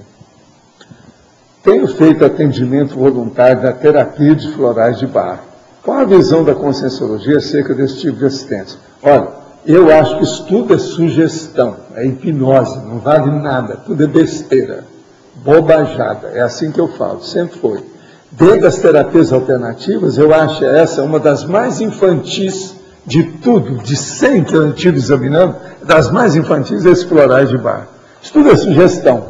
Agora, sugestão tem com música, tem com cores, tem um monte de coisa. Agora, o florais de Bach é terrível. Eu não vejo nada disso do ponto de vista essencial, racional, positivo das coisas. Agora, é lógico, se você faz até uma prece com a pessoa, se ela levar aquilo em consideração, pode melhorar o ambiente dela, as energias, o pensamento, tudo isso. Tudo é um processo de sugestão. Uma hipnose, por exemplo, às vezes pode ajudar muito, mas é que a maioria é lavagem cerebral, precisa ter cuidado com isso. A detecção da data relevante pode ser indício de PROEX? Depende. Precisa examinar, né? Não é só isso, não. Precisa ver os efeitos dessa história. Quais são as consequências, as derivações disso? Com relação à bebida, sou alcoólatra, tenho 25 anos. E, como marco da minha vida para parar de beber, foi no dia 6 de novembro de 2008. Foi quando bati o pé e disse, a partir de hoje não põe mais um gole de bebida na boca. Colocar essa data foi mistério para me dar força para continuar sóbrio. Por exemplo, hoje eu uso essa data para incentivar a mim mesmo. O dia 6 foi o dia da minha libertação. Eu ainda tenho relação com a bebida, pois ainda está muito recente. Num dia que já superei. Vou ao bar, boate, não sinto a mínima vontade. Mas não digo com certeza que superei. Mas para mim o marco é aquele dia. Colocar datas é muito útil. A primeira coisa é a seguinte, deixa de ir a bar e boate, deixa de ser besta. Deixa de ser boboca. Não é por aí não. A gente vê direitinho que você está com um pé num lado e outro pé do outro. Para com isso. Se a coisa não presta, não presta mesmo. Não adianta fazer maquiagem. Esquece as boates. Nunca mais pise numa boate ou num bar. É o melhor que você faz. Esse aqui é o melhor. Agora, ó, quero te dizer o seguinte, os alcoólicos anônimos, eles gostam muito de marcar o processo de data. São muito importantes para eles. Então, você pergunta para ele, você deixou de beber? Sim. São 3 meses, 15 dias e 16 horas. Ele sabe tudo. Porque aquilo é muito importante, que ele vai levando para acumular o negócio. Por quê? Você sabe que processo de cocaína, por exemplo, a pessoa passou 1 ano aí. Não quer dizer que ela ficou livre. Ela às vezes volta. Quantos não voltaram? Ó, recentemente teve aí um caso de uma moça que estava até conosco aqui. Ela voltou. Agora, recentemente, um dos homens mais inteligentes que eu vi, esse rapaz, que a gente viu essa semana que ele voltou. Quer dizer, quem foi toxicômano, ele é toxicômano naquele corpo até dessomar. Tem que lembrar disso. Então, não deve chegar perto. É como eu falo com as pessoas. Não beba nem café. Para com isso. Isso é que é o ideal. Nem café. E café também, vocês sabem, é cafeína, tem uma opção de coisa, é por aí. Não fume, não beba, corta esse negócio todo. Isso é que é o ideal. No seu caso, eu acho que ainda tem besteira, você ainda está fazendo concessão. Ou você faz a cirurgia, ou vai para a enfermaria. Ou a sala de cirurgia, ou a enfermaria. O que você quer? A enfermaria é pior, a sala de cirurgia é melhor. A cirurgia quem faz é você mesmo. Sou casado há 25 anos com uma companheira que aos 3 anos de idade foi separada dos seus pais em Ecoporanga e trazida para Vitória, onde foi criada por terceiros até os 15 anos. Durante 44 anos, ela procurou as suas origens e, finalmente, aos 47 anos, encontrou toda a sua família biológica. No entanto, esse passado tem trazido consequências funestas para ela, para mim e nossos filhos. Com uma mediunidade muito forte, sem controle, ela tem visto pessoas em situações arriscadas em quase todos os lugares onde moramos. Já mudamos de residência 7 vezes. E ela já está se preparando para uma 8ª mudança nessa semana. Isso tem a ver com a sua mediunidade? Tem a ver com o seu passado traumático? Devo dizer que ela passou por vários processos de tentativa de estupro na família adotiva. E o estupro consumado aos 18 anos por um estranho. O processo mais sério aí, o estupro. Ela tem um psicólogo que toma conta dela, e é preciso de ver esse negócio da mediunidade. Se tem guia cego. Possivelmente o negócio dos guias cegos dela deve ser mais assediador do que benfeitor. Pelo seguinte, já mudou de residência 7 vezes, isso aí é a dromomania, isso aí é um perigo. É preciso de ver. Agora, ó, isso é um caso psiquiátrico, tá? Ou, se você quiser, para um psicólogo adequado. Principalmente as psicólogas que são especialistas em estupro de gente mais jovem. É muito importante. Todo mundo que foi estuprado, principalmente mulher, a criança, ou jovem, ou adolescente, tem problema por muito tempo. O negócio é muito sério. Então, isso aí cria um vínculo, cria um trauma, um estigma. A pessoa tem que saber superar essa situação. De modo que aí a coisa mais séria deve ser o estupro. E é aí que vem o problema da mediunidade. Eu vi muita gente que era médio, se entregava à mediunidade, vindo do processo de estupro, para fugir do assunto. Gostaria de saber qual critério é usado para a ressoma. São as próprias consciências que escolhem ou os serenões. Quando ela não tem nenhum trabalho em favor da humanidade, é no tapa. Ela ressoma igual cachorro, cadela, gato, gata, etc. Tal.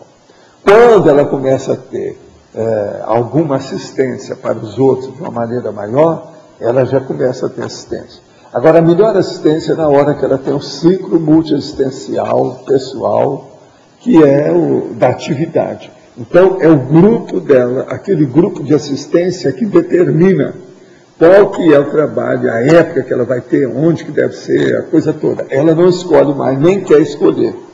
Então, nesse sentido, ela trabalha mais para os outros do que para si. Ela pensa mais na humanidade do que para si mesma. Ela é mais da mega fraternidade do que da egolatria. Então, mudou tudo. Aí é o caminho mesmo essas coisas que nós falamos. Tenex, Ofiex, semiconsciex, evolucion, serenão. Na abertura de ontem, o senhor mencionou sobre projetores conscientes que saem do corpo com psicossoma lastreado, cheio de energia, mas com má intenção, o que pode ocasionar sérios problemas. Mas, e quanto às consciências que saem do corpo com psicossoma lastreado, mas sem lucidez? Se não tiver intenção anticosmoética, também pode acarretar problema de assédio? Não, essas já estão assediadas. Não é que acarreta, já estão, né? Na cara. O senhor já viu que existe no Orkut um perfil Valdo Vieira? Não, tem mais de um.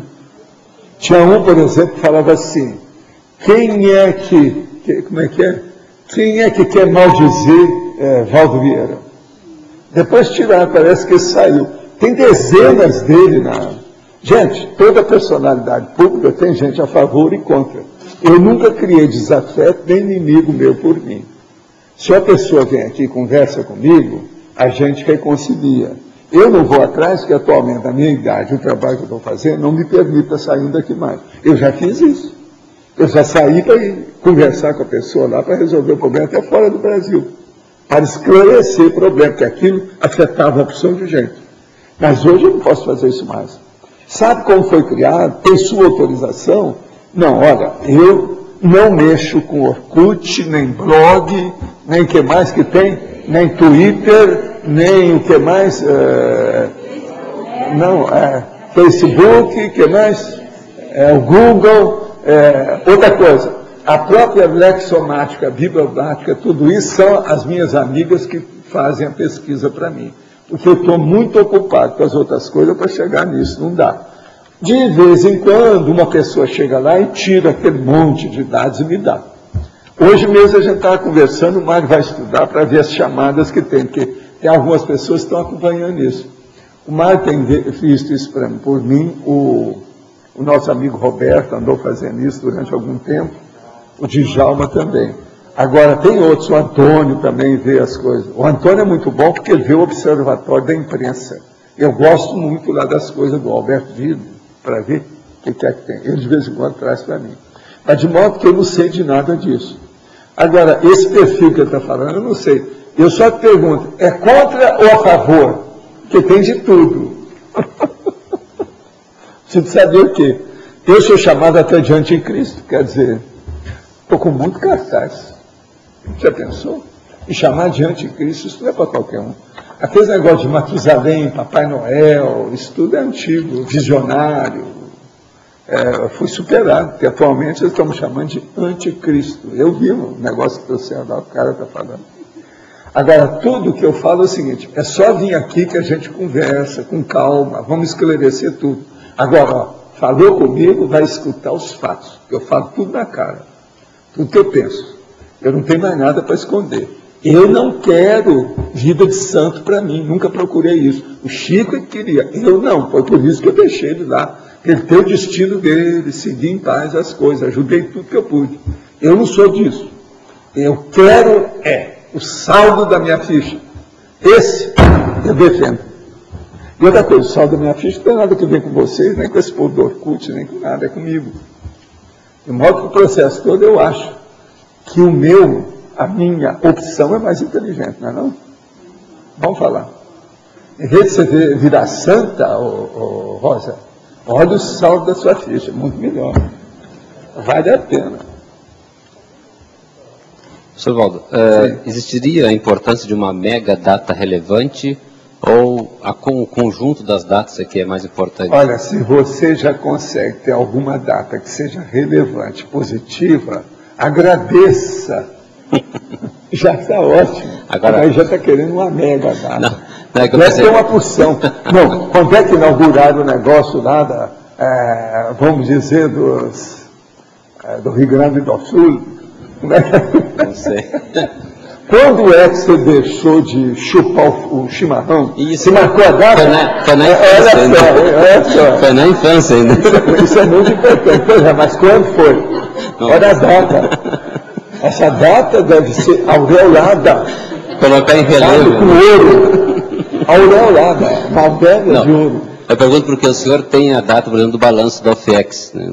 Essa é uma data muito importante, de certa forma, para o senhor nessa vida intrafísica. Né? O Instituto tem a data, né? 16 de janeiro de 88. Não é isso? que nasceu o Instituto. Pois é, esse eu não pude esquecer, porque deu muito trabalho. Agora, essa data, ela tem uma relevância maior mesmo para o senhor, por exemplo, do balanço da UFIEX, ou ela também é tão importante? Depende da sua ficha, o saldo. Vamos ver como é que está. Dia 16 de janeiro de 88, tem uma data séria. A gente tem que levar isso a sério.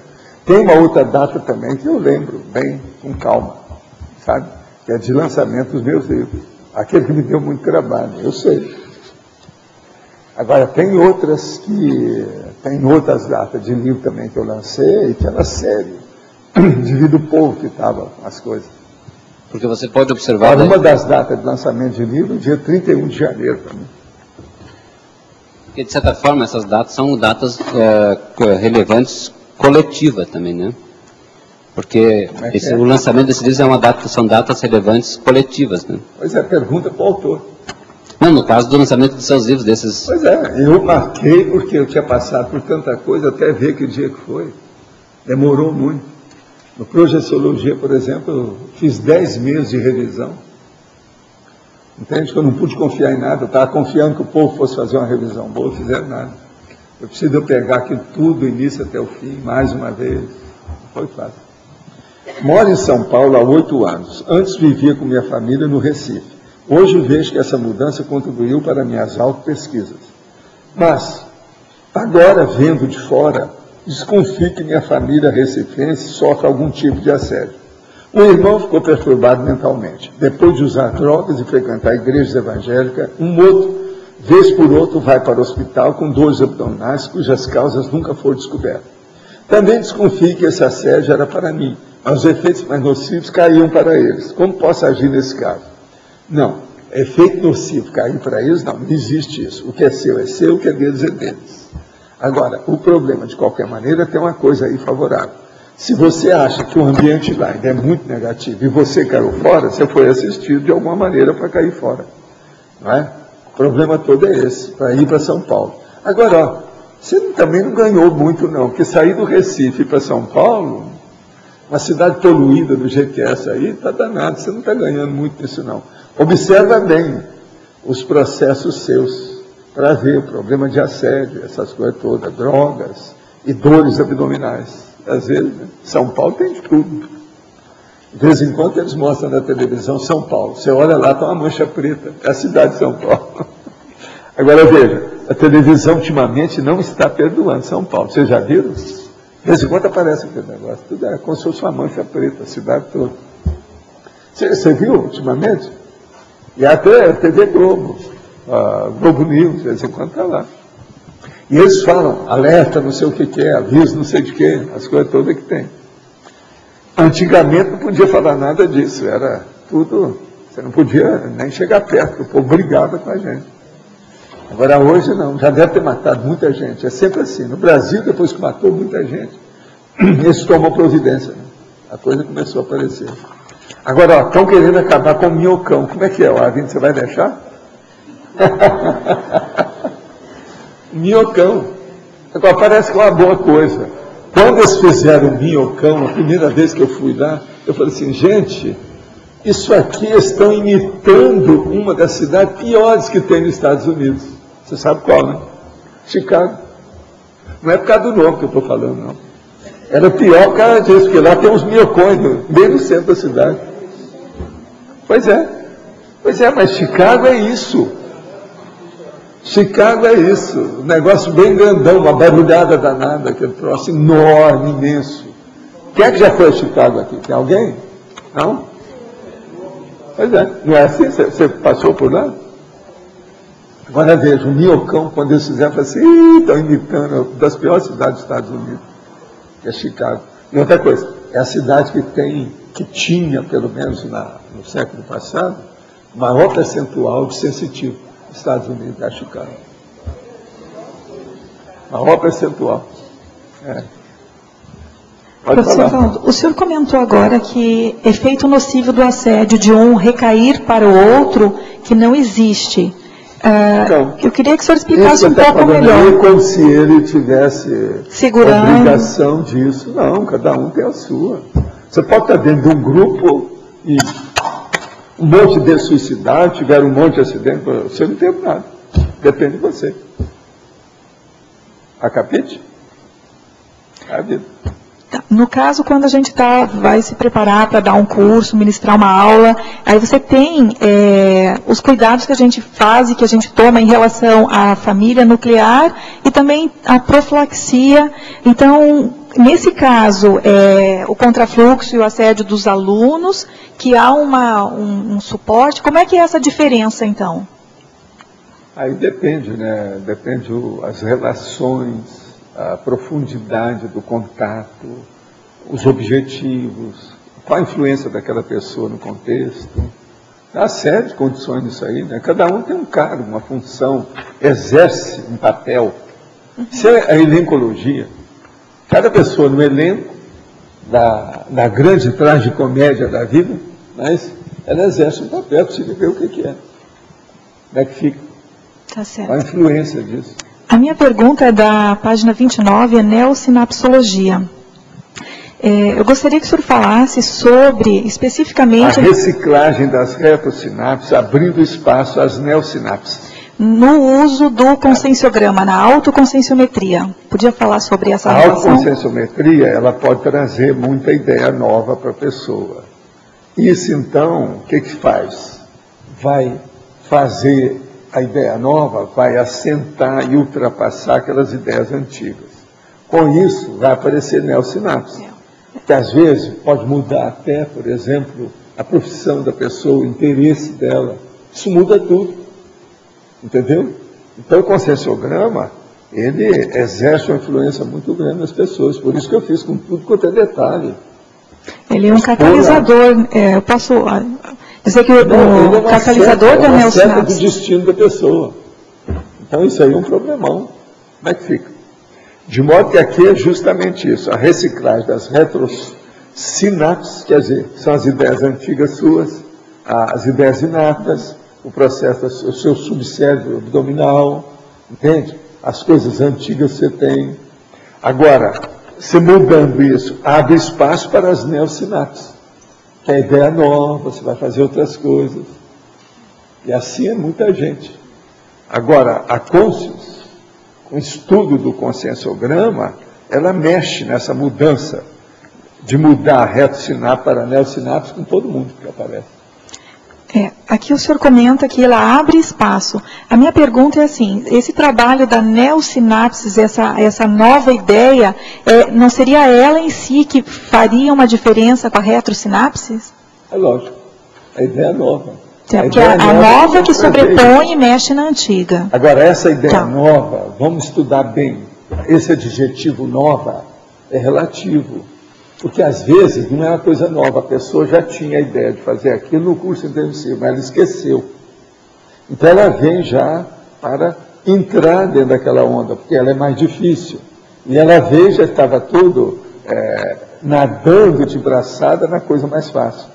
A hora que ela viu a realidade do conscienciograma, ela viu, não, eu recebi os aportes para a minha autoproex em outra coisa mais séria. Isso aí é pouco.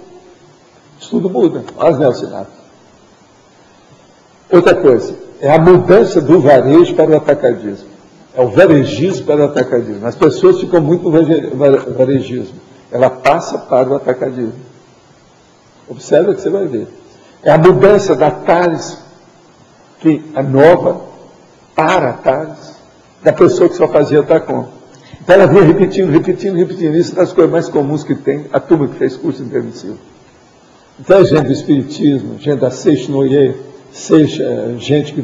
Todas essas seitas e religiões que saem de lá e vêm para a conscienciologia e vê, não, meu trabalho é aí, agora que eu estou vendo, me entrosei muito mais, faltava alguma coisa lá. Você está vendo todo dia, tem gente aqui falando isso.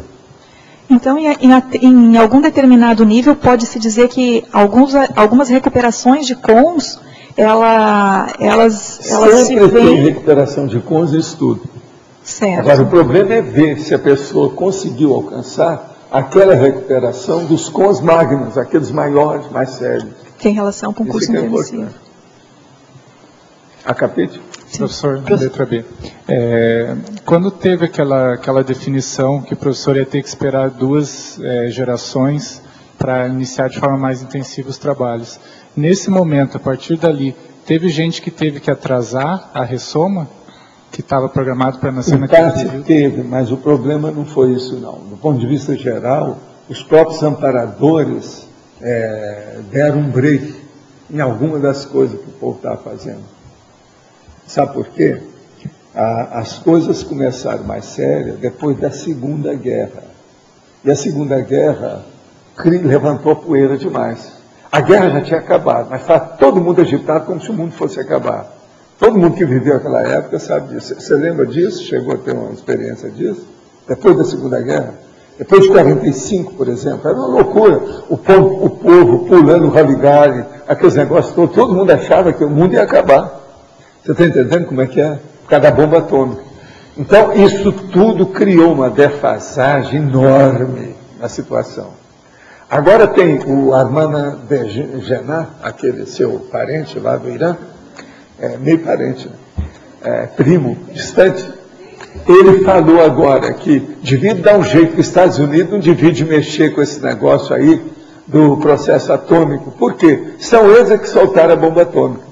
Agora, ele errou uma coisa, que ele soltou uma bomba atômica. Eles soltaram 2 bravas, não foi uma.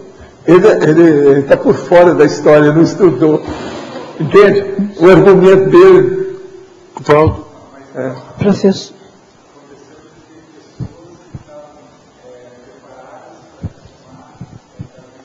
Não, meu caso é o seguinte, tudo meu, isso já vem de muitas vidas. Eu aprendi muitas coisas desde 1100. Agora, o Zéfiro sempre fez uma coisa. Ele é um vento que chega primeiro. Quando ele começa a ventar, ainda não tem ninguém. Depois é que o povo chega. Vocês olham como é que eu sou. Por exemplo, hoje, a hora que eu cheguei aqui, não tinha ninguém. Só tinha um pouquinho de luz aqui em cima, não tinha ninguém. Depois começou a chegar. Parece que foi a nossa... ela que chegou em primeiro lugar. Mas não tinha ninguém aqui na hora que cheguei. Então, eu sou sempre assim. Eu vou nas coisas primeiro. Você está entendendo como é que é? Por quê? Devido ao processo de energia. E outra coisa, às vezes eu vou na coisa primeiro para cair fora primeiro. Quer dizer, eu caio antes, eu aborto o problema, nem participo daquilo. Eu chego no lugar e vejo certos ambientes, não vou ficar aqui, besteira, vou embora. Agora, a melhor da história é aquela do cinema em Times Square. Que eu vou para a turma, compro os ingressos todos e coloco todo mundo lá dentro. É lógico. Nós somos os primeiros a entrar. Mas nós, então, eu vi que tinha um cara lá e tinha outro cara lá. Aí eu sentei, julguei a energia e vi, não, eles são assaltantes, eles vão assaltar a gente aqui dentro. Aí eu fui saindo. O ator falou assim, vamos embora. Chega, mas nós acabamos de chegar, não tem nada. O negócio não vai aí. E o filme? Assim, fica por outra vez, não vão ficar aqui não. O ambiente aqui não está bom. Aí o povo começou, Valdo, você está doido? Não, calma. Aí a hora que nós fomos saindo, eu chamei lá, perguntei a um cara, falei assim, quem é que é o gerente? É aquele lá. Eu cheguei para ele e falei assim, vem cá, aqui houve assalto aqui. Eu falei assim, está vendo quase toda semana os caras. Assim, pois olha, lá dentro tem 2 caras. Eles não saíram da sessão anterior, estão lá esperando a turma para assaltar mais gente. Abra o olho com isso. E era mesmo. Quer dizer, como é que eu fiquei sabendo daquilo? Não vem me perguntar. Está entendendo? Aí todo mundo calou a boca, ninguém falou nada. Olha, vamos procurar esse filme e ver no outro cinema, outro dia. Aqui não dá, não. Agora, veja, isso é cinema de Times Square. Agora, naquela ocasião, o metrô, o Subway, lá de New York, está tudo riscado, eles tiveram que melhorar uma opção de coisa. Tinha uns caras que começavam a cortar o povo na rua e assaltar, mesmo em Times Square, naquela ocasião. Com o tempo, houve o cara que chegou lá, o prefeito, e fez lá o Giuliani. E ele falou que, né, como é que é aquele negócio da consideração dele? Ele cortou a consideração. Tolerância zero. A tolerância zero, que é acabar com as considerações do processo de criminoso. Com isso ele melhorou New York. Agora, demorou mais de ano. Rodolfo Giuliani. Era um cara machão, muito másculo, cara bravo. Sério. Você falou a questão da guerra. aquele livro Alemanha no Zero, ele dá lá, o povo todo na Alemanha, na Europa, estava achando que a guerra ia continuar. E Não, que ia não é que a guerra ia continuar. A guerra continua na Alemanha. Não. Só esse ano eu já recebi aqui da Alemanha umas 5 pessoas. Todas elas eu pergunto, aonde você está, como é que está? Falo assim, a vida é muito difícil lá. O problema de etnia e as condições sociais não são nada boas. Isso em diversos lugares. Vocês falaram. Vocês lembram que alguma das pessoas, eu falei até que estava aqui, tudo. A maioria na Alemanha tem problema, até hoje. Esse negócio não resolveu nada, não. E o leste ainda é o pior mesmo deles. Todo mundo que é do leste reclama mais do que do oeste. Na época ele se baseou em pesquisa, até tem porcentagem, o povo acha isso. Mas era seríssimo. E agora eu vi isso tudo de perto, que eu já estudava demais. Você está entendendo? Já tinha minha biblioteca. A guerra acabou em 45, mas eu vi a guerra desde que ela começou até que acabou por causa do meu pai. Eu segui aquilo tudo. A coisa mais brava que tinha foi quando, em 1944, eu fui para Uberaba. Já estava no fim a guerra. E eu perdi os dados. Então eu falava com a minha mãe, assim, senhora, guarda tudo que vem aí sobre o processo da guerra. E depois, nas férias, quando eu estiver aqui, uma das coisas que eu quero pesquisar é o problema da guerra. Eu acompanhei tudo. O meu pai me deu a indicação, porque debatia com todo mundo. Quase toda noite juntava todas as pessoas, que era o povo que lia mais, os literários e literatos da cidade. Lá na casa, porque ele não saía, todo mundo ia conversar com ele. E eu ficava lá para ouvir as coisas. Ele me acostumou, porque eu pequenininho, ele me colocava na perna artificial, que não fazia peso, que era artificial. Eu sentava e ouvia aquilo tudo. Entende? Ele até evitava de fumar junto comigo, por causa do cigarro em cima de mim, quando eu era pequeno. Tudo isso. Meu pai era muito bom para a gente. Em vida, personalidade. Mas agora, o toque... O que me pegou mais em vida foi a crise dos mísseis em Cuba, que estava prestes a eclodir uma guerra nuclear. É o 2, aquele negócio do 2 lá. Quase saiu. Gente, então os nossos comerciais, por favor. Obrigado. As pontuações de hoje: 58 afirmativas no presença, 14 perguntas presenciais, 27 perguntas online, 26 votos presenciais e 9 votos online. Ricardo da Marta, professor da APEC, Gustavo PPS.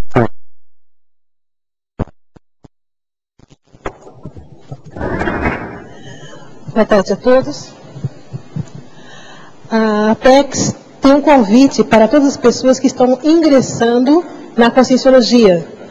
Nós vamos ter o curso Introdução à Programação Existencial nos dias 8 e 9 de maio, aqui em Foz do Iguaçu, e em São Paulo também. Só que em São Paulo, no dia 21 de maio, das 20 às 22 horas, nós vamos ter uma palestra para as pessoas que se interessam ou não, para as pessoas que se interessam por esse assunto, e vamos ter um curso no dia 22 de maio, sábado, das 9 às 12 e também das 14 às 17.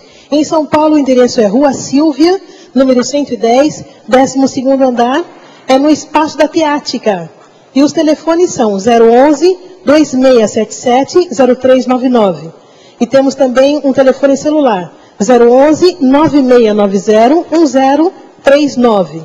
E amanhã, sábado, nós vamos ter a Web Conference. Código Pessoal de Cosmoética e ProEx, com a professora Beatriz Tênios, de Porto Alegre.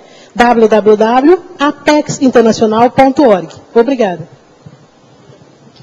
Boa tarde. Em nome da OEC, gostaria de convidá-los para o 5º Seminário de Pesquisa Consciencioterápica, que vai estar ocorrendo no dia 23 de maio, domingo, das 15 às 17 horas, no campus da OEC. Esse é um evento gratuito e ao todo teremos 3 apresentações. Teremos autocontrole emocional com Alcir Alves, autossuperação dos monoideísmos com Juliana Carvalho e autoenfrentamento das autocorrupções com William Klein.